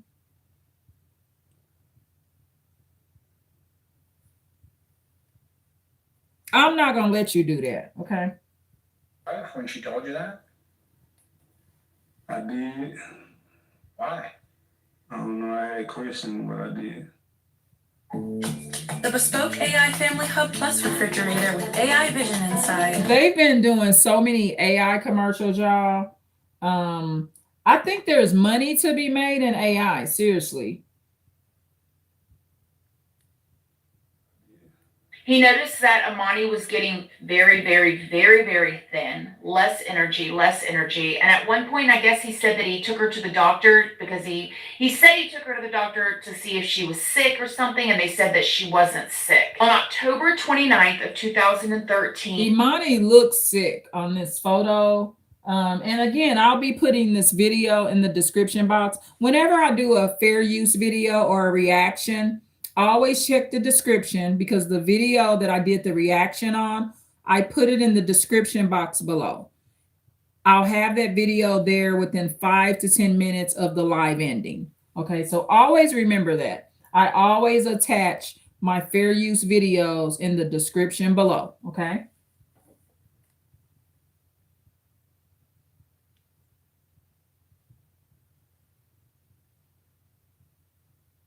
October 29th of 2013, things took a turn for the worst, and they would never turn back for the good ever again. Now, before I get into this, now check this out. He met her in 2007. Then it's gonna kick off real bad by the time 2013 came. That's 6 years. So that's 6 years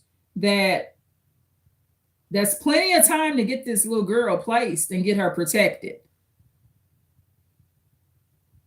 Starving her to death, beating her to death, none of this happened overnight. 6 years, 2007, he meets this demonic acting woman. And remember, she's a victim as well. Tiffany Moss, she's being victimized because somebody need to take it off her hand. She need to be divorced and told you are no longer a stepmother. Okay? So nobody takes it off the abuser's plate. So in that sense, when there's an abuser and nobody will remove this situation from the abuser is being abused. I truly believe that. Everybody's being victimized because Iman Moss, the father, will not do the right thing. He's not divorcing this woman. He's refusing to let his mother, he won't divorce his wife. He's allowing his wife to abuse his own flesh and blood. And then he won't allow the little girl to go stay with his mama. That's so irrational and not logical what he did. Let her just go stay with her grandmother and you just move on with your life. That's why some people are good people when they give the child away. He would have been doing a good deed just to let his little girl go live with his mother.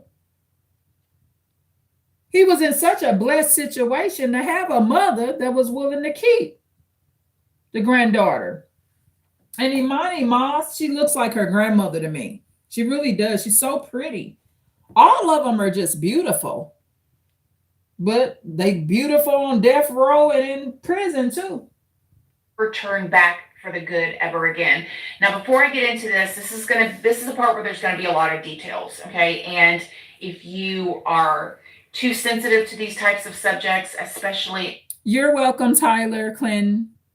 No problem. Thank you as well. Involving little ones, I absolutely understand. Please just turn off this video now.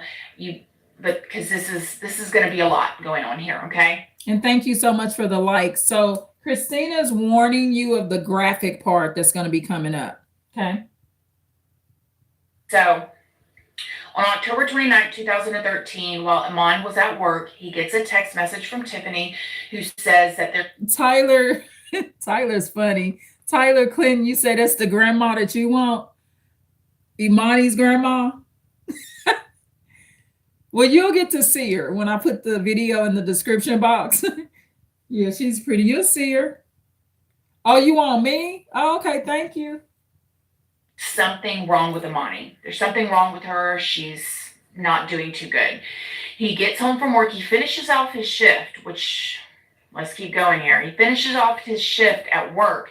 When he gets home, he finds his daughter in the bathtub and she's having seizures. She was shaking and Could she speak? she was trying to say something. She wasn't speaking right. She was, Were her eyes moving at all? they were going from left to right.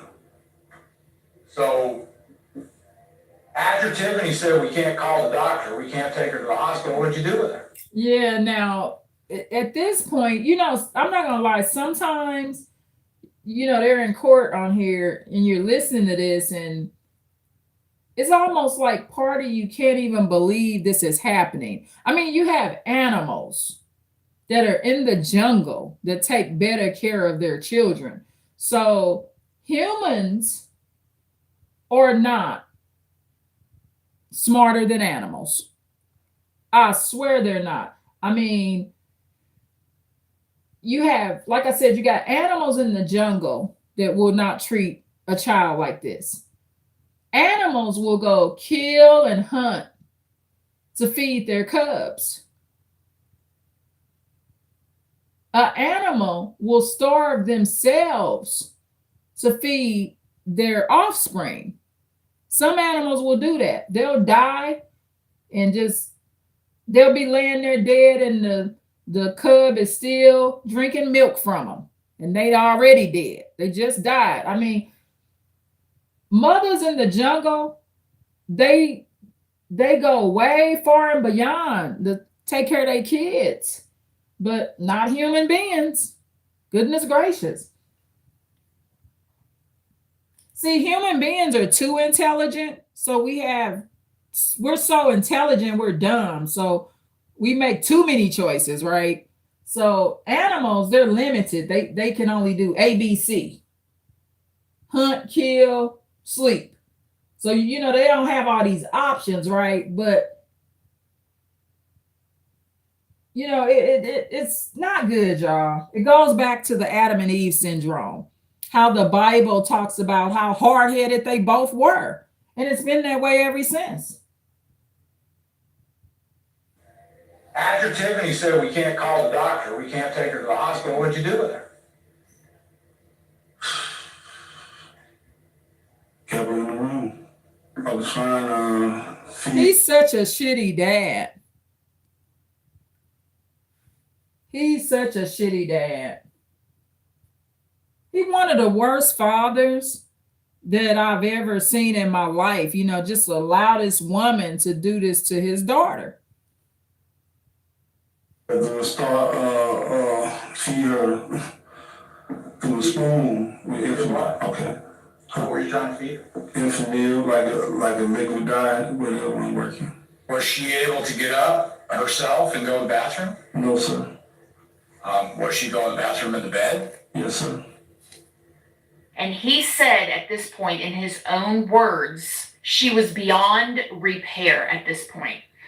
Amon testified that he wanted to call 911. He told his wife, we've got to call 911. And she said, no, you cannot call 911. I'm on probation. Are you kidding me? Like, she is, you know, we're gonna get in trouble. I'm gonna go to prison here. They're gonna. And if she cares about probation, the stepmom, Tiffany Moss, if she's so caring about probation, she don't care nothing about her probation. That's why she's still starving and beating this child. She ain't caring a damn about probation. Obviously blame me and say I did something to her. Like, we cannot call 911. He thought about it and he thought, man, I just can't lose my wife too. Like, what am I going to do? So he just left for his second shift and left her laying there in the bed and went to work to his second job. See, this trifling dad, we done talked about his job now. He left her laying up in the bed and went to his second shift. I brought this up more than once in this video. See, when a parent parents like this, they do not love that child. When you are keeping kids and you letting them lay up and be starved, you letting them get assaulted all on your watch, and you just keep on going to work, you keep on running your business, that's no love for the child. And the child suffers because it's not the correct placement. It's not the best placement or best fit for the child. It's just not. Left for his second shift and left her laying there in the bed and went to work to his second job. Amani went to work to his second jobs. And he's sitting up on the stand with that old ugly jail suit on. There in that bed. Did someone say treat yourself for $9.99 eat? Yeah, this is Domino's Pizza's commercial. You know what I love now, y'all, is Mod Pizza. M-O-D, Mod Pizza. Ever since I've been eating Mod Pizza, I can't really eat other pizzas like that no more. I love Mod Pizza. Other pizzas to me are like junk food now, y'all. So fair use, that's the commercials that come up. Bed. Not doing good. And 6 days later, when Amon was at work, he got a text from Tiffany and said, Amani is dead. She's gone. He again finishes out his day at work. And then he comes home. See how trifling of a daddy is? Even when the stepmom said your daughter dead, this bastard father, he continued his day at work. Even when the stepmama tell this crazy fool that his child is dead, he still don't leave his damn job. What a bum. This dad is a trifling ass bum. He the one that need the death penalty. See, Tiffany Moss, she refused to keep her legal representation. So the real reason Tiffany Moss got the death penalty is because she would not keep her attorney retained. So she's sitting up there with no attorney because she's refusing an attorney. But his ass needs the death penalty because it's his daughter. Okay. And this is just horrible. Just think at how sick. Think about this. Somebody call you and say that your child is dead and you continue your work shift. The correct response should have been, bitch, you dead too. My child dead, you dead too. But, there's no aggressors in this situation. So this woman, Tiffany Moss, she has no fear of anybody. I wish I could have been her friend because at the end of the day, what she was a career woman. And it just ruined her career. It ruins the child's life and his life. Everybody's life gets ruined. It's really bad.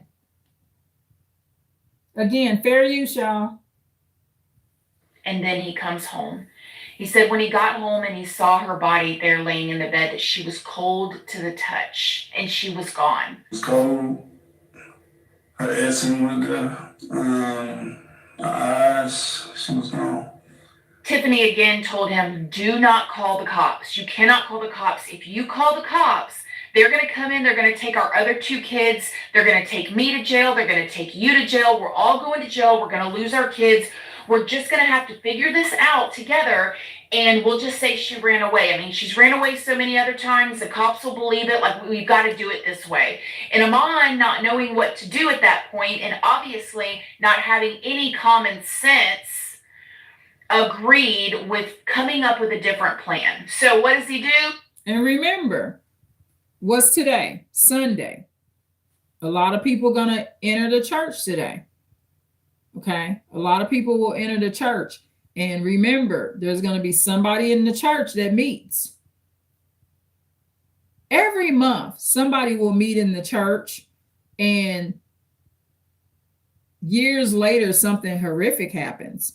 Because remember, church is a fantasy island environment.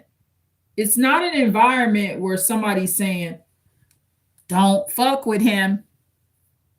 It's not that type of environment. It's actually an environment where people are not going to tell you nothing. It probably was some people in that church that knew Tiffany Moss was not going to be a good stepmother. But they're not going to say nothing to him, though. They're going to stay out of it, right? Even the mothers and sisters of the church, like those older women, they stay out of stuff.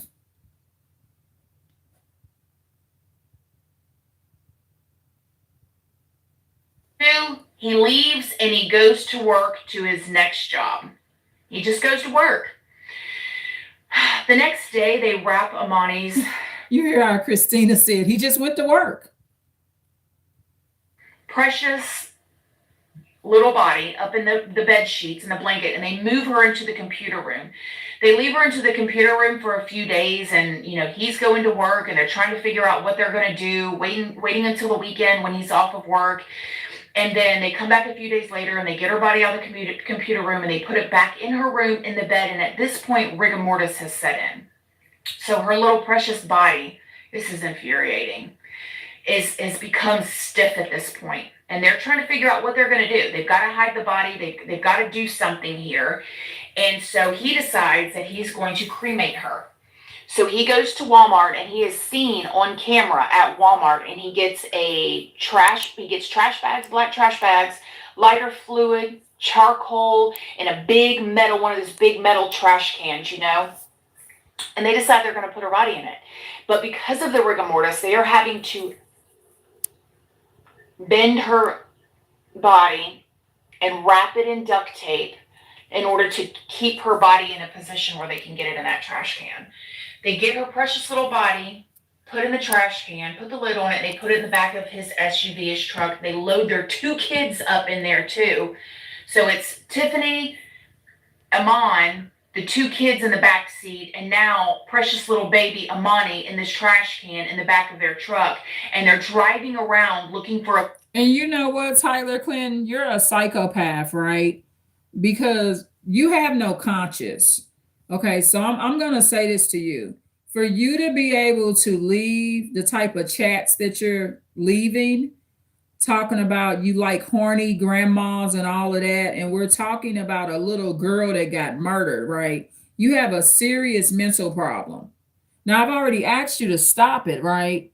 So, right about now, you're looking like a whole psychopath, like you have no conscience. How can you type those type of messages and we're talking about a little girl that got murdered? Where's your heart and soul? Something is seriously wrong with you. And see, this is why this little girl is dead, because the stepmother acting like you. See, not knowing how to act when you're talking about kids or being around kids. You're doing the same thing she did. You don't know how to act when we're discussing kids. We're discussing a child here. So I don't see how in any way discussing a child can make you horny. I'm talking about the child, a little girl that died, was murdered, and you talking, you on this like this is some kind of Pornhub or something. You a pretty sick dude. You are.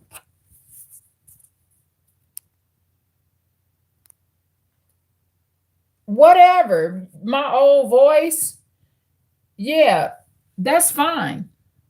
I'm proud to have an old voice, but you're leaving graphic messages. My old voice, I'm talking about something that I should be talking about, this little girl, right? That's not offending me. Why don't you go get you a YouTube channel? But at the end of the day, you acting like a person that doesn't have a conscience. You want me to be family to you? No. You need to go get your brain checked out, dog.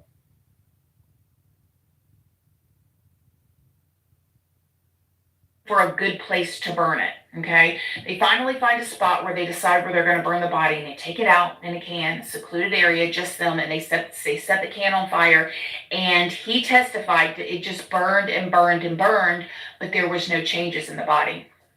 Now, you guys, and I learned this when I was researching this case, in order to cremate a body, like these places, these, you know, funeral homes and morgues or whatever it is that does the cremation, they heat it to like 1400 to 1800 degrees. I mean, these are not just fire. And then remember, other people that's in the chat can read your chat too.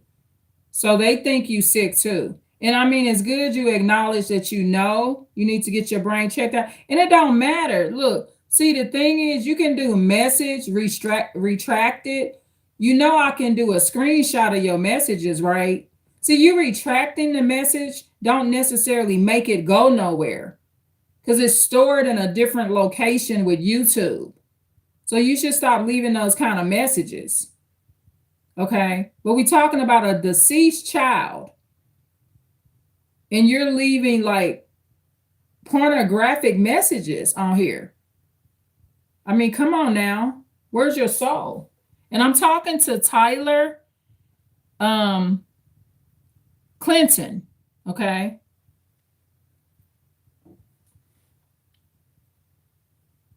It's really sad what you're doing. Fires in a trash can. This is not like burning wood in your backyard. 1400 to 1800 degrees to disintegrate, and it still takes a good hour and a half plus, okay, at that high of temperature to cremate a body. So when it burned and burned and burned, I think he said he let it burn for like 45 minutes, something like that, maybe an hour, somewhere around there. Look, Tyler Clinton, I'm not talking down on you. How long I've been on this live? Over 2 hours, right? And you have been consistently leaving these messages for hours now. I ignored you for a long time, but the messages get more and more graphic, and it's just not fair to other people that's going to watch this live. You know, people watch this live when the live ends as well. You're not interested in me, Tyler. That's why you talking graphic to me and disrespecting me. You're not interested in me. That's why you're being so disrespectful.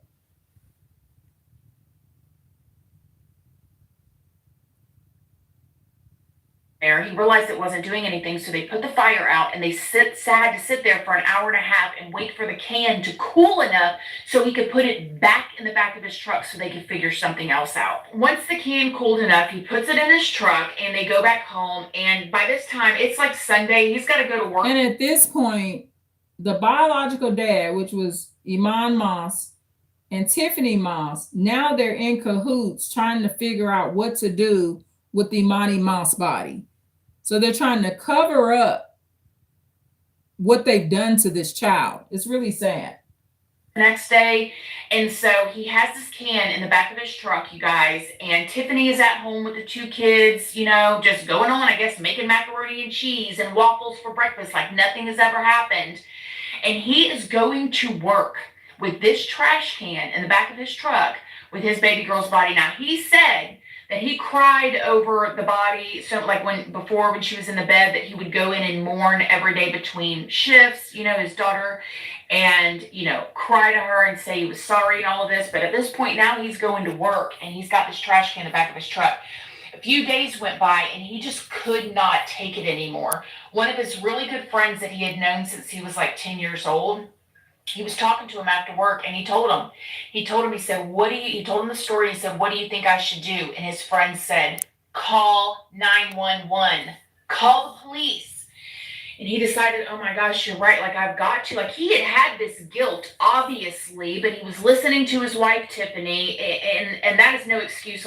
And he's been doing that the whole time. Iman Moss, the father of Imani Moss, he's been allowing his wife Tiffany to run the show the whole time, and that's why it's at this point, and it got to the point that it got. So Tyler Clinton, you talk about I'm doing something weird in a chair. I actually stand when I do my videos. Okay, so I'm standing right now. I'm not in a chair. I have a little makeshift studio here and I'm standing.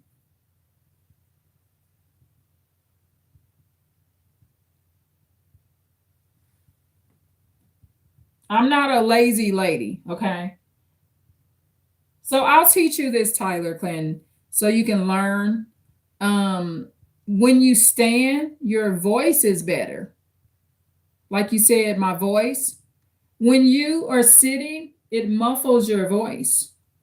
Your voice is more vocal when you're standing, just so you're aware of that. Like when people sing on stage, or are they sitting? No, they're standing with the microphone. That's because they can sound better.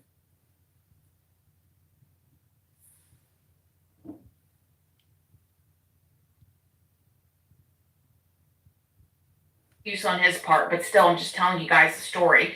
And she was putting all of this on him about how they were going to both go to jail, and she was going to, which they would have. Nevertheless, he ends up driving back home after he finishes out his shift at work. Lord, man, he's obviously a star employee at his job at this point.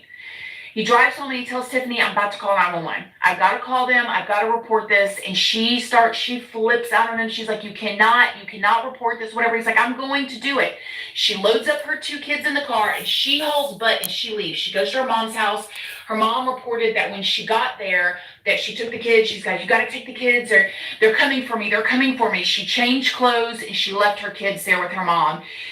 Iman called 911. Yeah, so she left her kids. So Imani's dead. She's been murdered, of course, starved to death, beat to death. All of the above killed her. Okay. Putting all those marks on her, starving her, all of that takes a toll on this child's body, and it all leads to death. Okay. So it's just all bad. So now Tiffany Moss, the stepmother, she wants to hide the body and cover it up and not call 911. But eventually, the biological dad, he wants to call 911. Okay.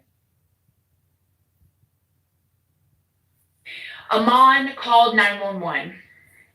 The 911. You hear that? The biological dad calls 911. But the stepmom wants to cover it up because she doesn't want to go to prison. And you know why she doesn't want to go to prison? This is why it's logical that she doesn't want to go to prison. It's your flight or fight mode. And also, the reason she doesn't want to go to prison is because she understands that neither one of them liked the little girl. So they didn't love Imani Moss, right? So she didn't want to go to prison because she don't like her anyway. So she's actually thinking more logical, like me and you hated the girl, so let's not do no time over the little girl. That's actually, in a weird way, that's what her actions are showing. But at this point, the biological dad, because that is his biological daughter, he wants to call 911 because that's actually his child. So the stepmother, she don't care nothing about his child. So she's basically like, no, let's cover it up because we don't need to be doing no time over some trash. So Tiffany Moss, her attitude is behaving like that little girl is trash because it's not her child. It's not her child. And so I guess the drop or so that Iman Moss had for his biological daughter, if it's some kind of shame, at least shame there, or a drop of remorse, is when he did want to call 911 because it's actually his biological daughter. That little girl, Imani Moss, may she rest in heaven, she looked like his mom. She really does. She was a beautiful little girl. Dispatcher said that when he called, they were under the impression that this was somebody that was calling about a suicide, that he was talking about Yes, she whispered suicide. So they thought that somebody was calling about a suicide. life or whatever. They were not sure if this was a homicide or a suicide. They were very, very confused. So of course they sent So they didn't know. 911, I guess, didn't know it was if it was a homicide or a suicide. dispatchers out there. They send the cops out to the house.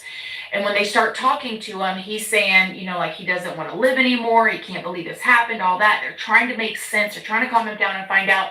And he finally tells them that his daughter's body is in the trash. Click subscribe, y'all, if you haven't already subscribed. So click a like and click subscribe, please. Thank you. And then when the video ends, or you can share the video now. I think you can share it while we're on live right now. So thank you so much, y'all.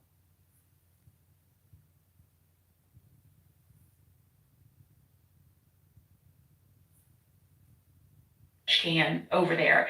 And while he's talking to one of the cops, another cop goes over to the trash can. He walks over there and he looks in the trash can, and he said that when he lifted that lid off of that trash can, he was stunned. He immediately hit his thing and said, "Put him in custody, take him in custody, take him in custody." So they immediately handcuffed him, obviously, and they took him down to the station, and he was under arrest. When Iman got down to the police station, he did not hold back. He told it all. He was just so relieved to just get it all off of his chest, even though he knew he was in jail and he was not going to get out anytime soon.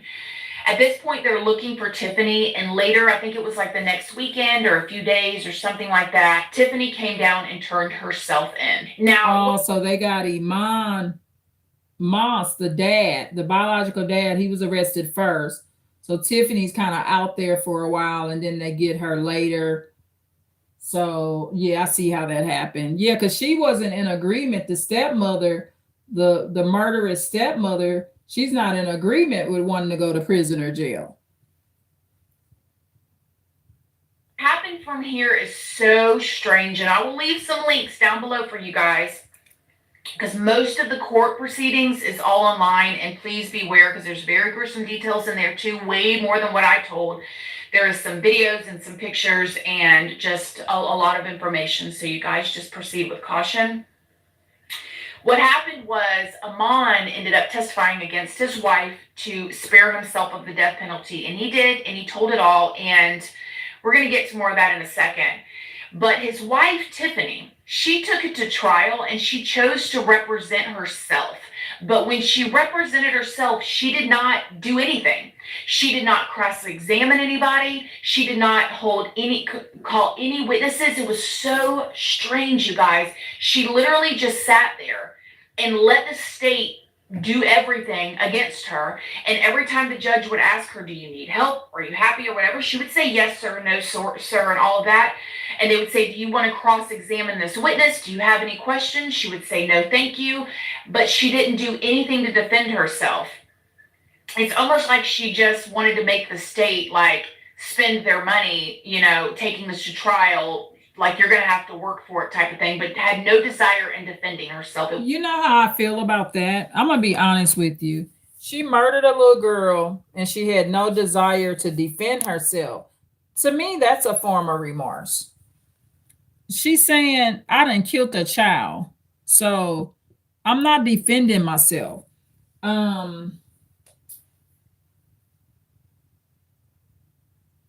Yeah, it was another case. Shania Davis. Okay, Shania Davis. She was a little biracial girl that got murdered, and her murderer did not want to fight the death penalty at first. I mean, a judge had to tell him, "Don't you want to fight for your life?" But he had raped and murdered a little 5-year-old, Shania Davis. He didn't want to fight for his life. So in my opinion, that's a form of remorse. If I had done something that horrific, I would do the same thing.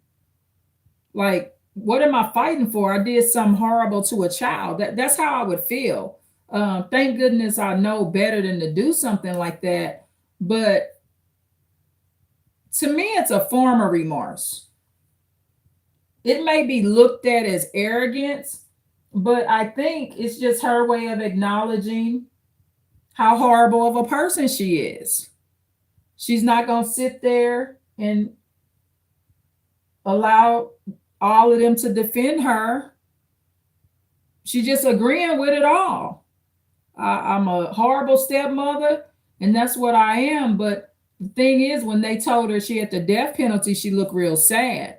So see, the thing is, she couldn't love her stepdaughter because she don't love herself. So she didn't even want to fight for her own life.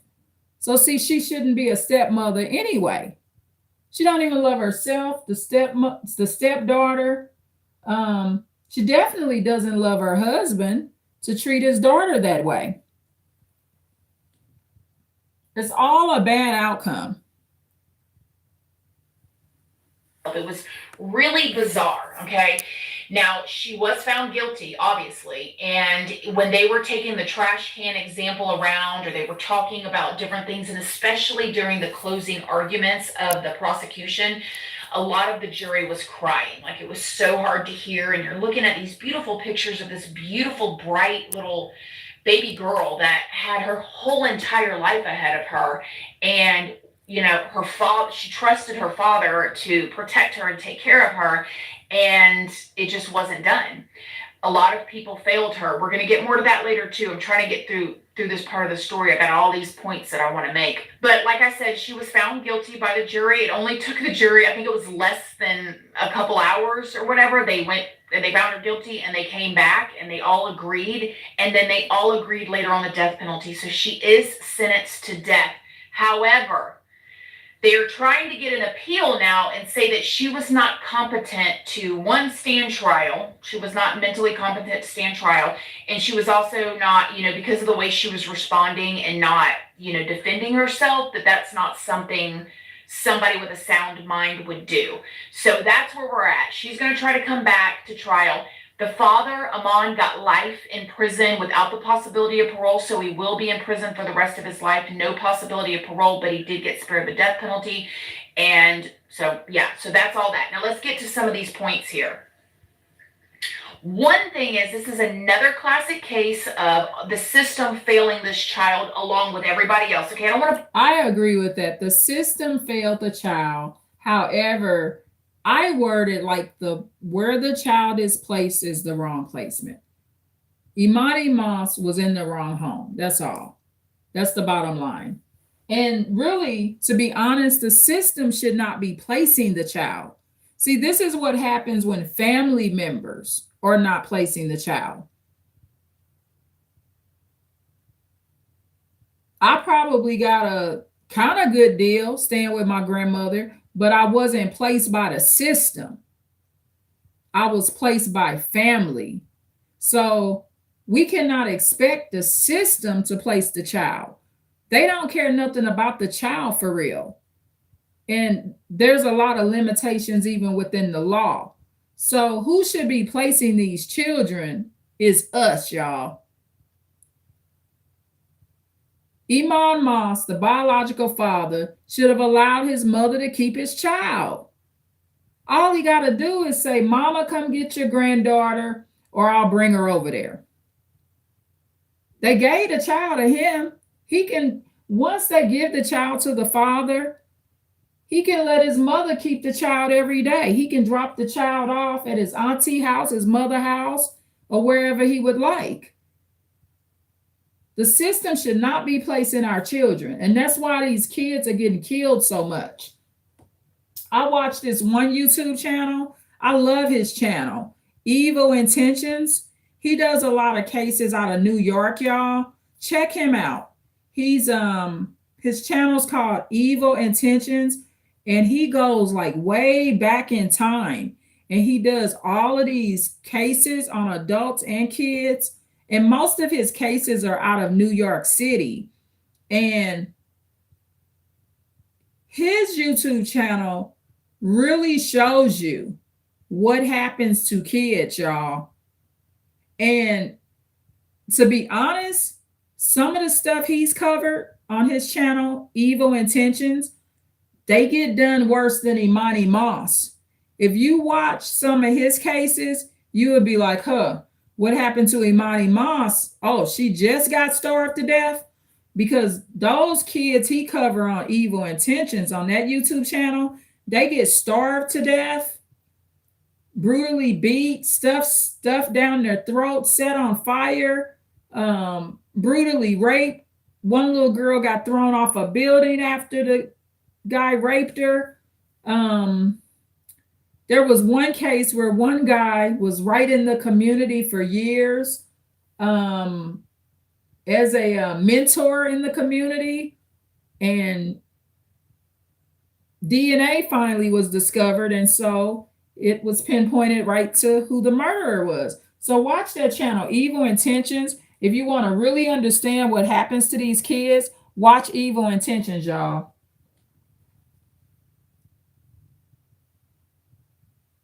I want to blame everything on the system because the system cannot save everybody. Okay, I don't want to do that.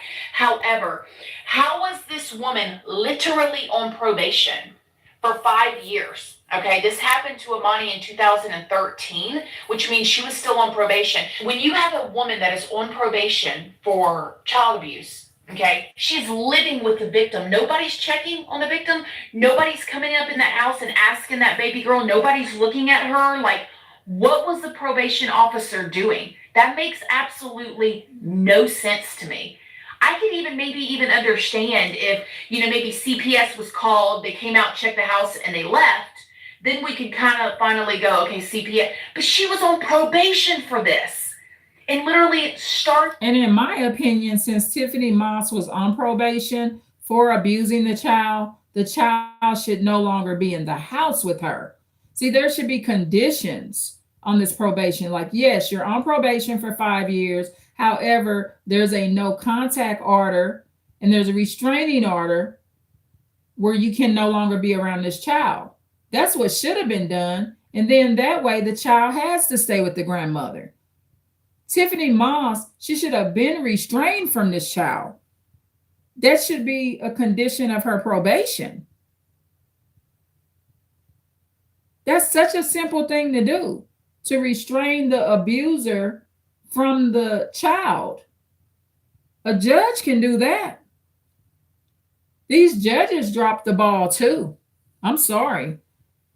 This ain't just Child Protective Services or DCF dropping the ball. We got some judges that dropped the ball in this. Yeah, this is bad.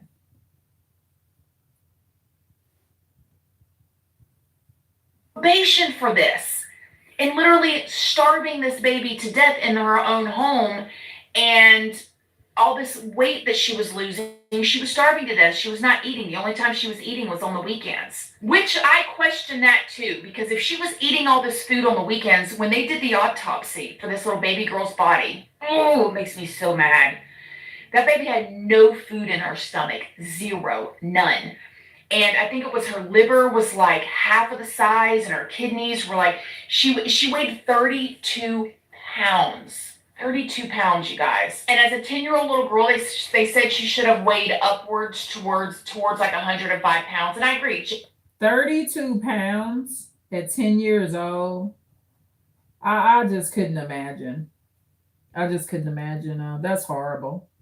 Aiden is 9 years old, and he's like in his 80s, something like that. Like, in 32 pounds. You guys, you cannot tell me that people thought she was just going through a growth spurt. There was family members that reported that when they did see her, they saw her shoulder bones poking out, and they were concerned, but they felt like they couldn't do anything because they were asking the father for custody, but of course he wouldn't give it up because of his pride. The next thing I like how Christina worded that. He wouldn't give up custody because of his pride. He's also, let me tell you this too. He's not giving up custody is not just because of pride. He's also covering up for his wife. See, he's his wife protector in this sense, but he's not his wife protector because you see she's on death row. See, if he's truly protecting his wife, he stops her from doing this.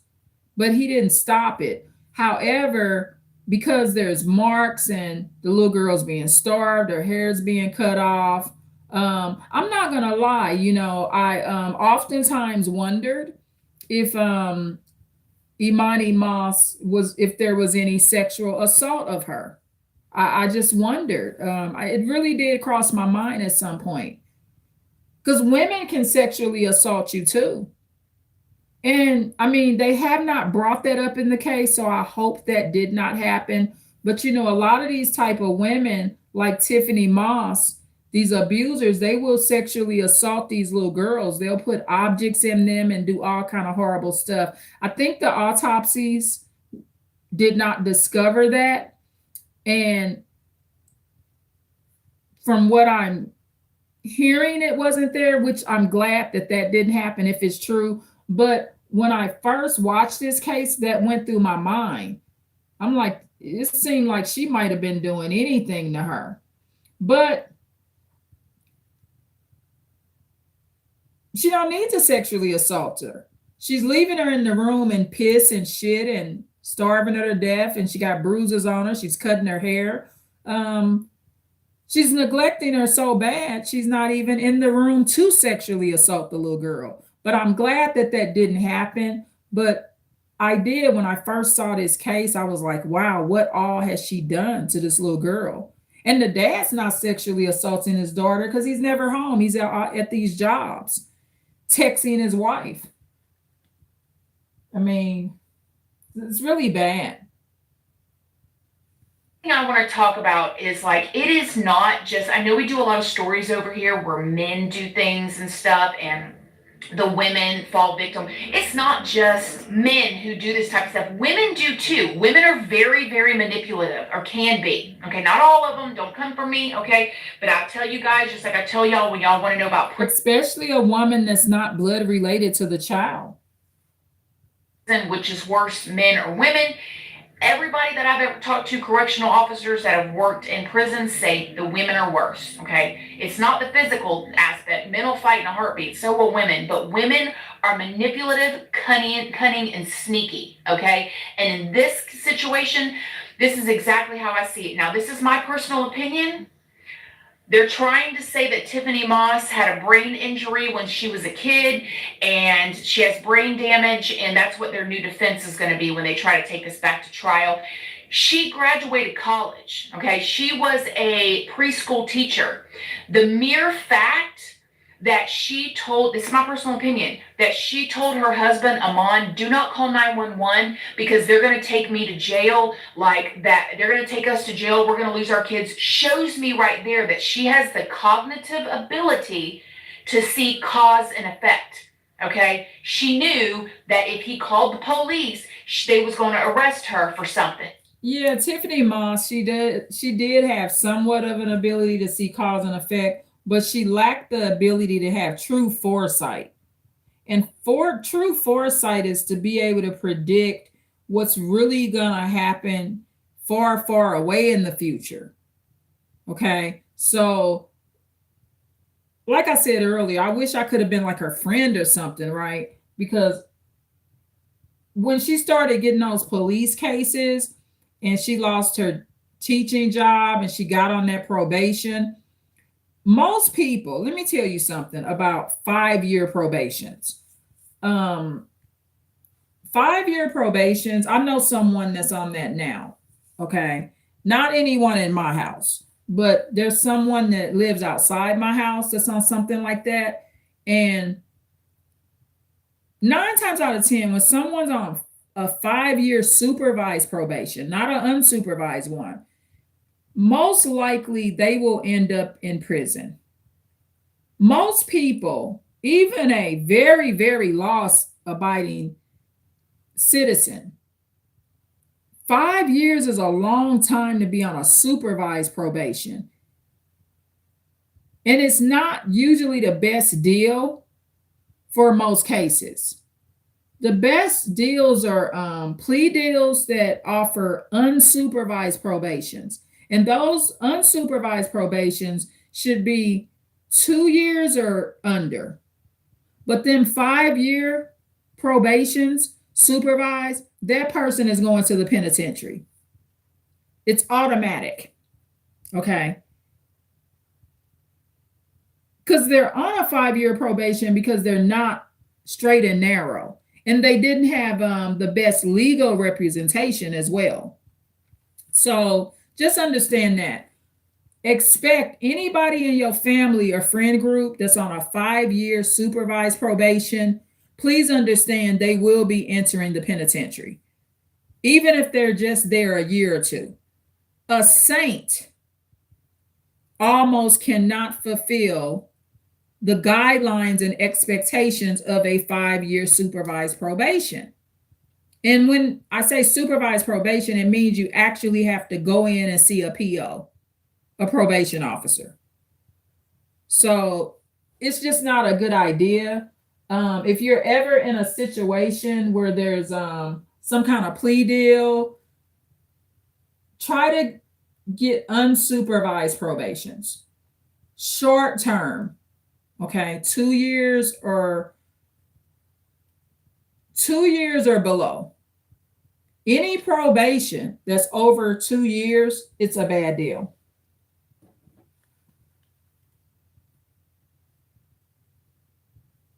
And remember, there's still options where you can offer to do community service. Never forget about that option. It's something that lawyers won't bring up a lot, but choose 60 hours of volunteer hours and community service before you just blindly sign up for probation plea deals. Okay? She knew cause and effect, okay? So you can't tell me that she was so out of her mind that she did not realize what she was doing. It's not a situation where you see like the Turpin family, okay, that mother who, it would take a whole entire video to really tell you guys my opinions on everything. But when Tiffany Moss, the stepmother that killed Imani Moss, she is a victim of not being under good leadership. She does not have a logical thinking husband. He don't even love his own daughter. There's no aggressive people that's really rolling up on her to fight her. Because to be honest, in a lot of these cases, that's what needs to happen to stop it. Somebody got to fight her and stuff. The grandma wasn't real aggressive. She's asking to help the child, but I mean aggressive like violence. Sometimes some form of violence on a lower level, not where nobody gets killed or beat. some level of aggression or violence fixes these situations. It really does. But if everybody's passive, and see, nowadays they got everybody to the point where everybody's scared they're going to go to jail. So people are more passive now because they don't want to get locked up. Because if you go off now, you're going to jail. Because we live in a called the police system now. Okay. So people have to think about that before they snapped. I mean, the family did the best they could to do it the law-abiding way. They constantly reported it. Imani Moss, may she rest in heaven, she constantly reported it. She even ran away. I mean, she wanted to be saved, but the system, it was her father. Her father, Iman Moss, is the reason his little girl is dead, because he refused to let his mother keep his child. He's the reason. To really tell you guys my opinions on everything. But when the police busted into the house and found those 13 children that had been neglected, she had no idea. And she's talking about another case. So Christina's talking about a whole nother case. So don't worry about that. Yeah, that's those were like 13 kids that were victimized as well. So let me see. Let me catch up on these comments now.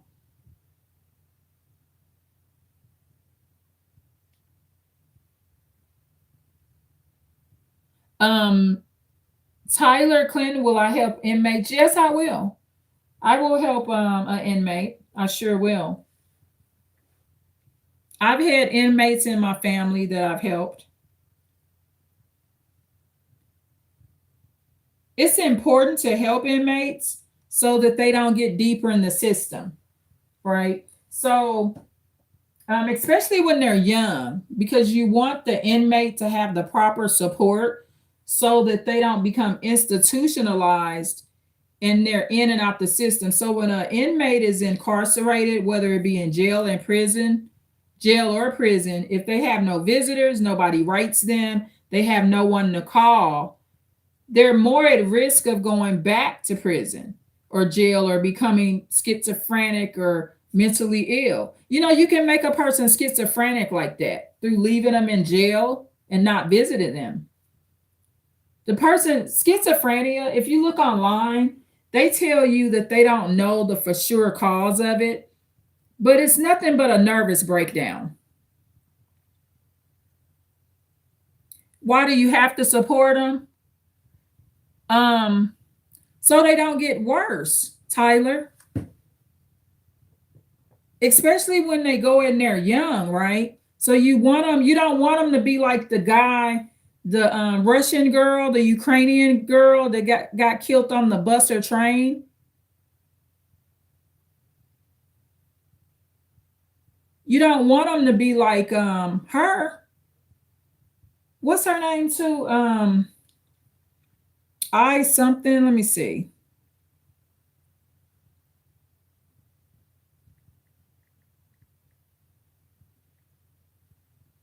Ukrainian girl stabbed on train.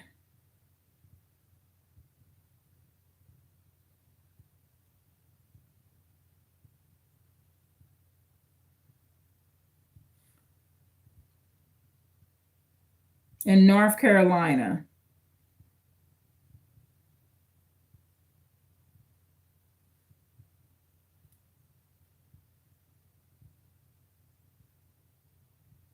Let's see what her name is. Brutal killing on a commuter train. Police say the man stood up, stabbed a woman multiple times, and then just sat back down and scrolled his phone. Now the suspect's long criminal record is raising questions about the justice system in general. ABC's Perry Russum has the details. Authorities in North Carolina. Her name's Irina. Yeah, Irina Jaruska. She's a Ukrainian girl that got killed on the train in North Carolina. And that gentleman, he's schizophrenic and he's in and out of prisons and jails. So the reason to support an inmate is so they don't get worse and harm more people or harm themselves.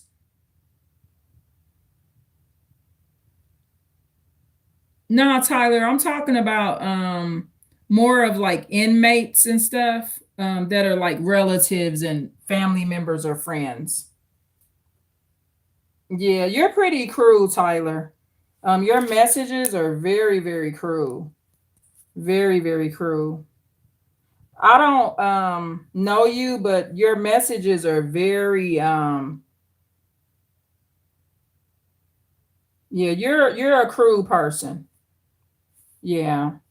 You're pretty much soulless. We was talking about a deceased little girl that died, and even after asking you to stop it, you continue. And then you got a psychological problem because you keep saying you love me. So you're really mental. You're a mental case, right? Very sad.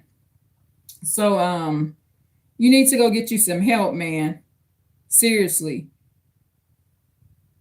See, I don't do this on YouTube. I'm on my own channel and stuff. And it's just horrible. The way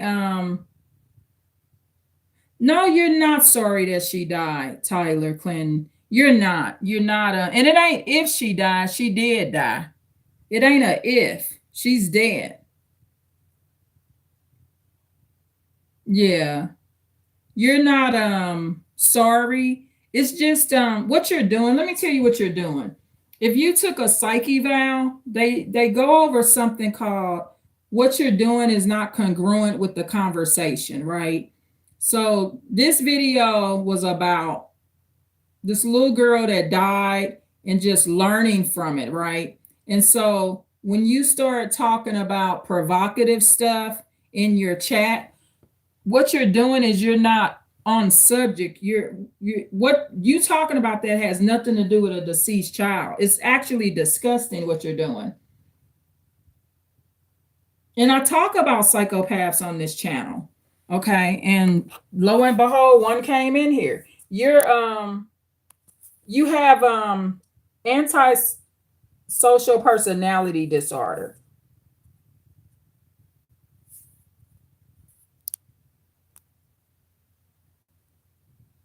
Yeah, but see, I'm not disgusting. You are, because you're on my channel starting stuff, right? So you are. And when I say disgusting, I'm talking about your personality and your nature. Because I'm telling you the truth. You're not sorry she dead. You don't have a conscience to have that ability.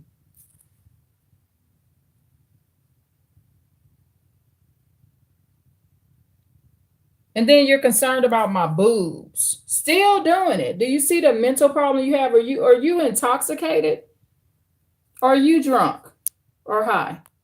Because you sound like you on some drugs now. But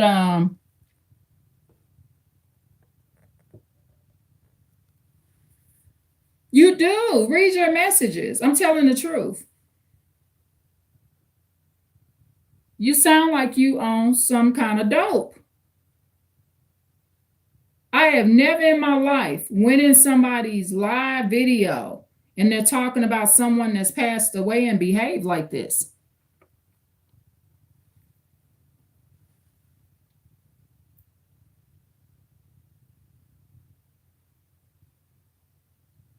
Yeah, it's too bad. So, Tyler Clinton, what kind of music do you like? Let's pick some music now. Can you help me pick some music?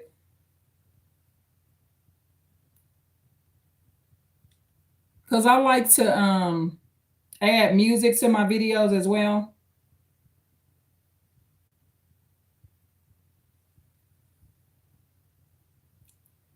And thank you for the 2 subscribers. I appreciate it. So see, it was worth it. It was worth it. I like to bring up points that the other videos may not bring up. No, Tyler Clinton, you making yourself feel unwanted, okay? So you said that I can't think you got me feeling unwanted. How do you think you're making me feel when you leave these type of chats? and comments in my live while I'm discussing Imani Moss, a sweet little girl. How do you think I feel? You don't think my feelings are hurt?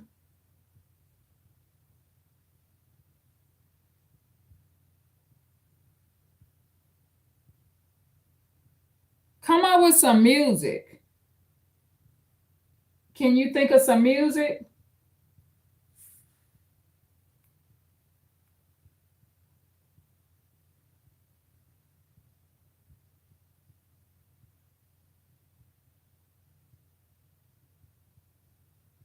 You got any questions, Tyler Clinton? At least you hanging in here with me. So do you have any questions, Tyler Clinton? Since we're off the subject. So what question do you have, Tyler?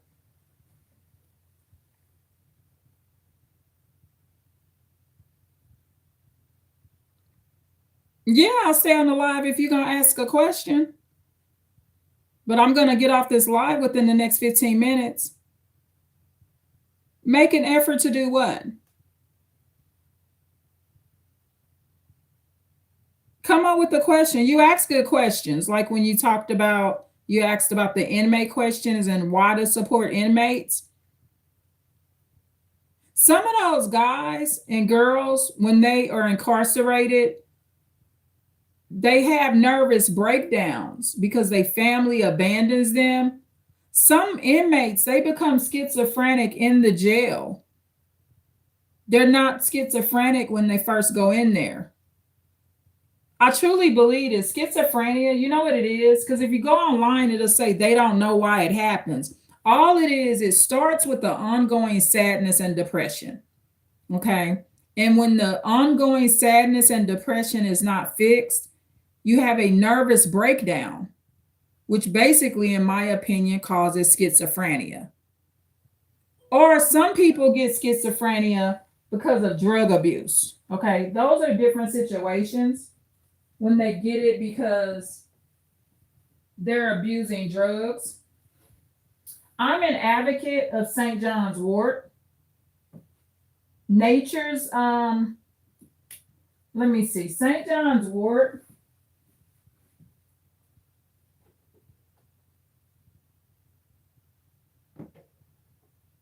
The Nature's Bounty brand, 300 milligrams, the capsules. St. John's Wort is wonderful. It's a herb, and it was originally created for anxiety, but it's really wonderful to really balance the body and brain out. And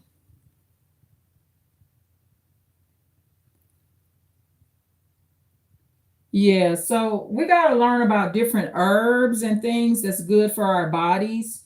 And that Nature's Bounty St. John's Wort, even if you're having a bad day, you just take one or two of those and it just immediately you're fine. It's I learned about it decades and decades ago, way before I was even diagnosed with anxiety, because I have mild anxiety. I do. So Tyler Clinton, what kind of music do you like? Let me play this. Do you like this?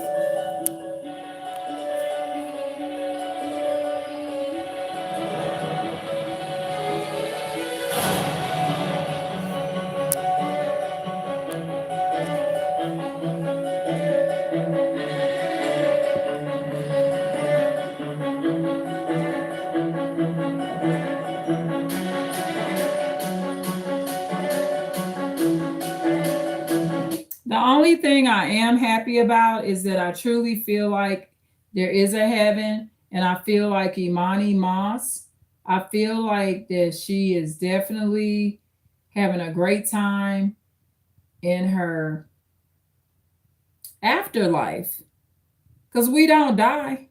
We don't. She's still somewhere out there in the universe. I just really dislike the way she died too because, she didn't really get a proper funeral. It affects the body, especially like if you're going to have an open casket funeral. Her stepmom, Tiffany Moss, denies her of having her body in the best condition before she dies. So what I'm going to do in this case is I pray for the soul of Tiffany Moss, the abuser, the stepmother. Beautiful lady on the outside, but let's pray for her soul. I hope that even while she's incarcerated, she doesn't put herself in any more situations that cause her own life harm. Because see, Tiffany Moss, being an abusive stepmother, she caused her self-harm as well. So she doesn't really win in this situation. So I just feel sorry for all of them. But I mostly feel sorry for Imani Moss because at the end of the day, the child is the true victim. The child is really the true victim. And so we can't lose sight of that. And let's pray that the next child that runs away or reaches out or tells, let's pray that they're saved.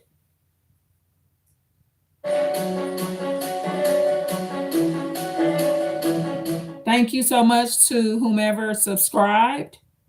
Please like, share, and subscribe. And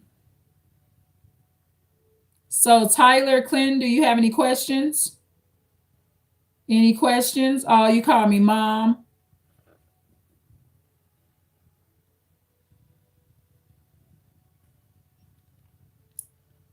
Any questions, young man?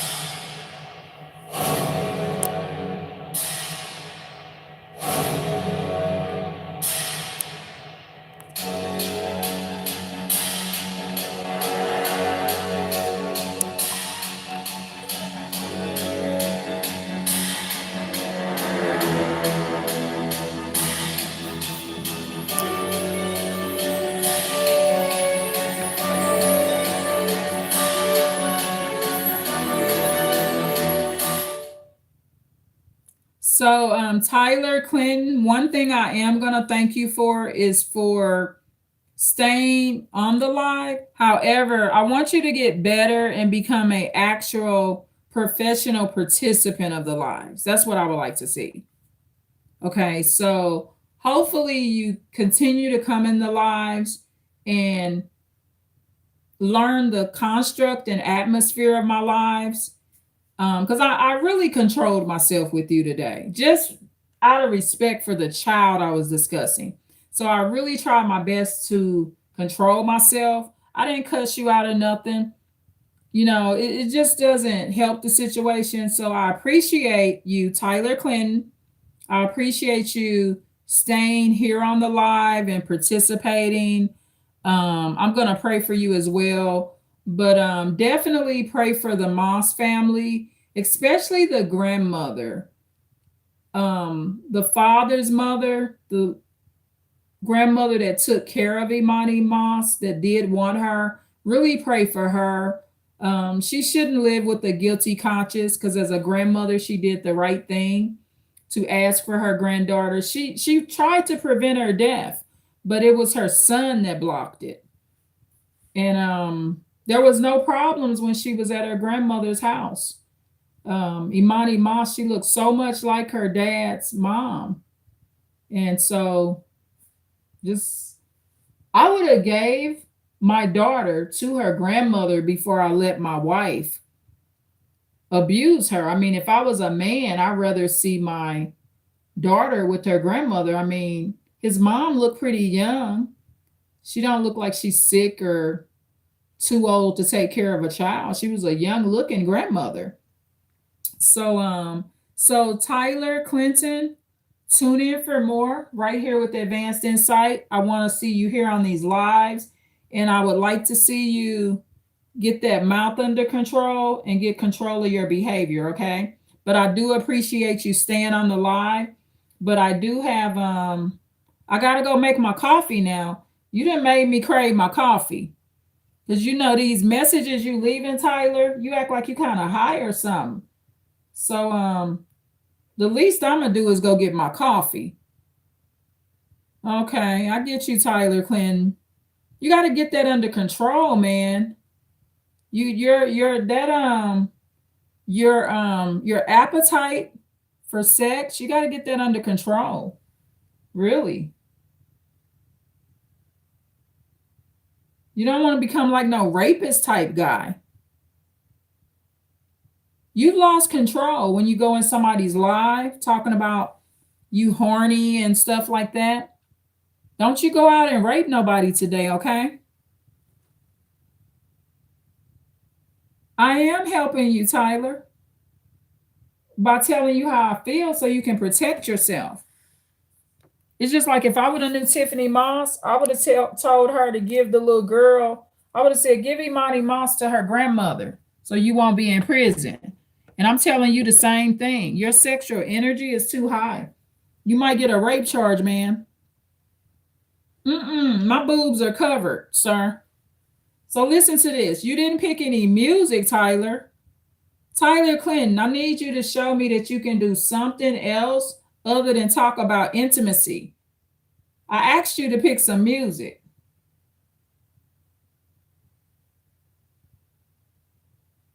And remember, you're going to be able to go to the description box. When this live ends, I'm going to be ending this live in a couple of minutes. You're going to be able to go to the description box and watch the fair use video that I went over, okay? I love you, Tyler Clinton, and I love everyone. And please like, share, and subscribe. Thank you. Bye.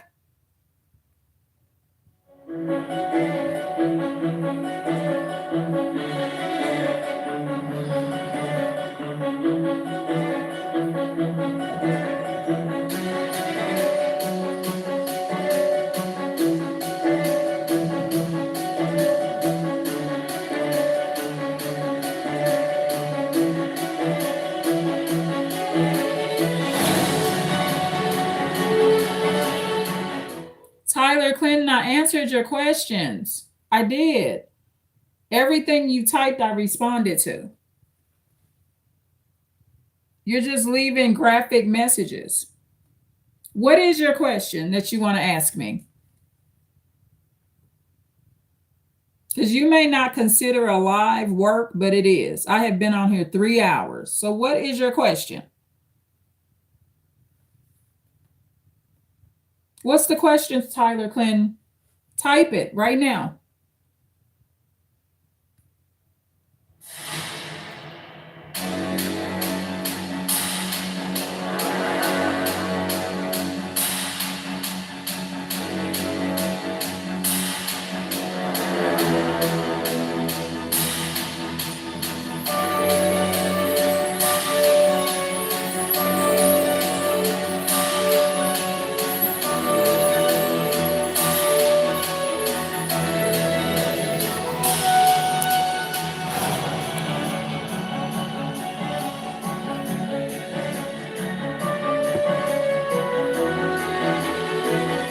Okay, I waited for you to ask. You didn't ask the question, Tyler. So please like, share, and subscribe.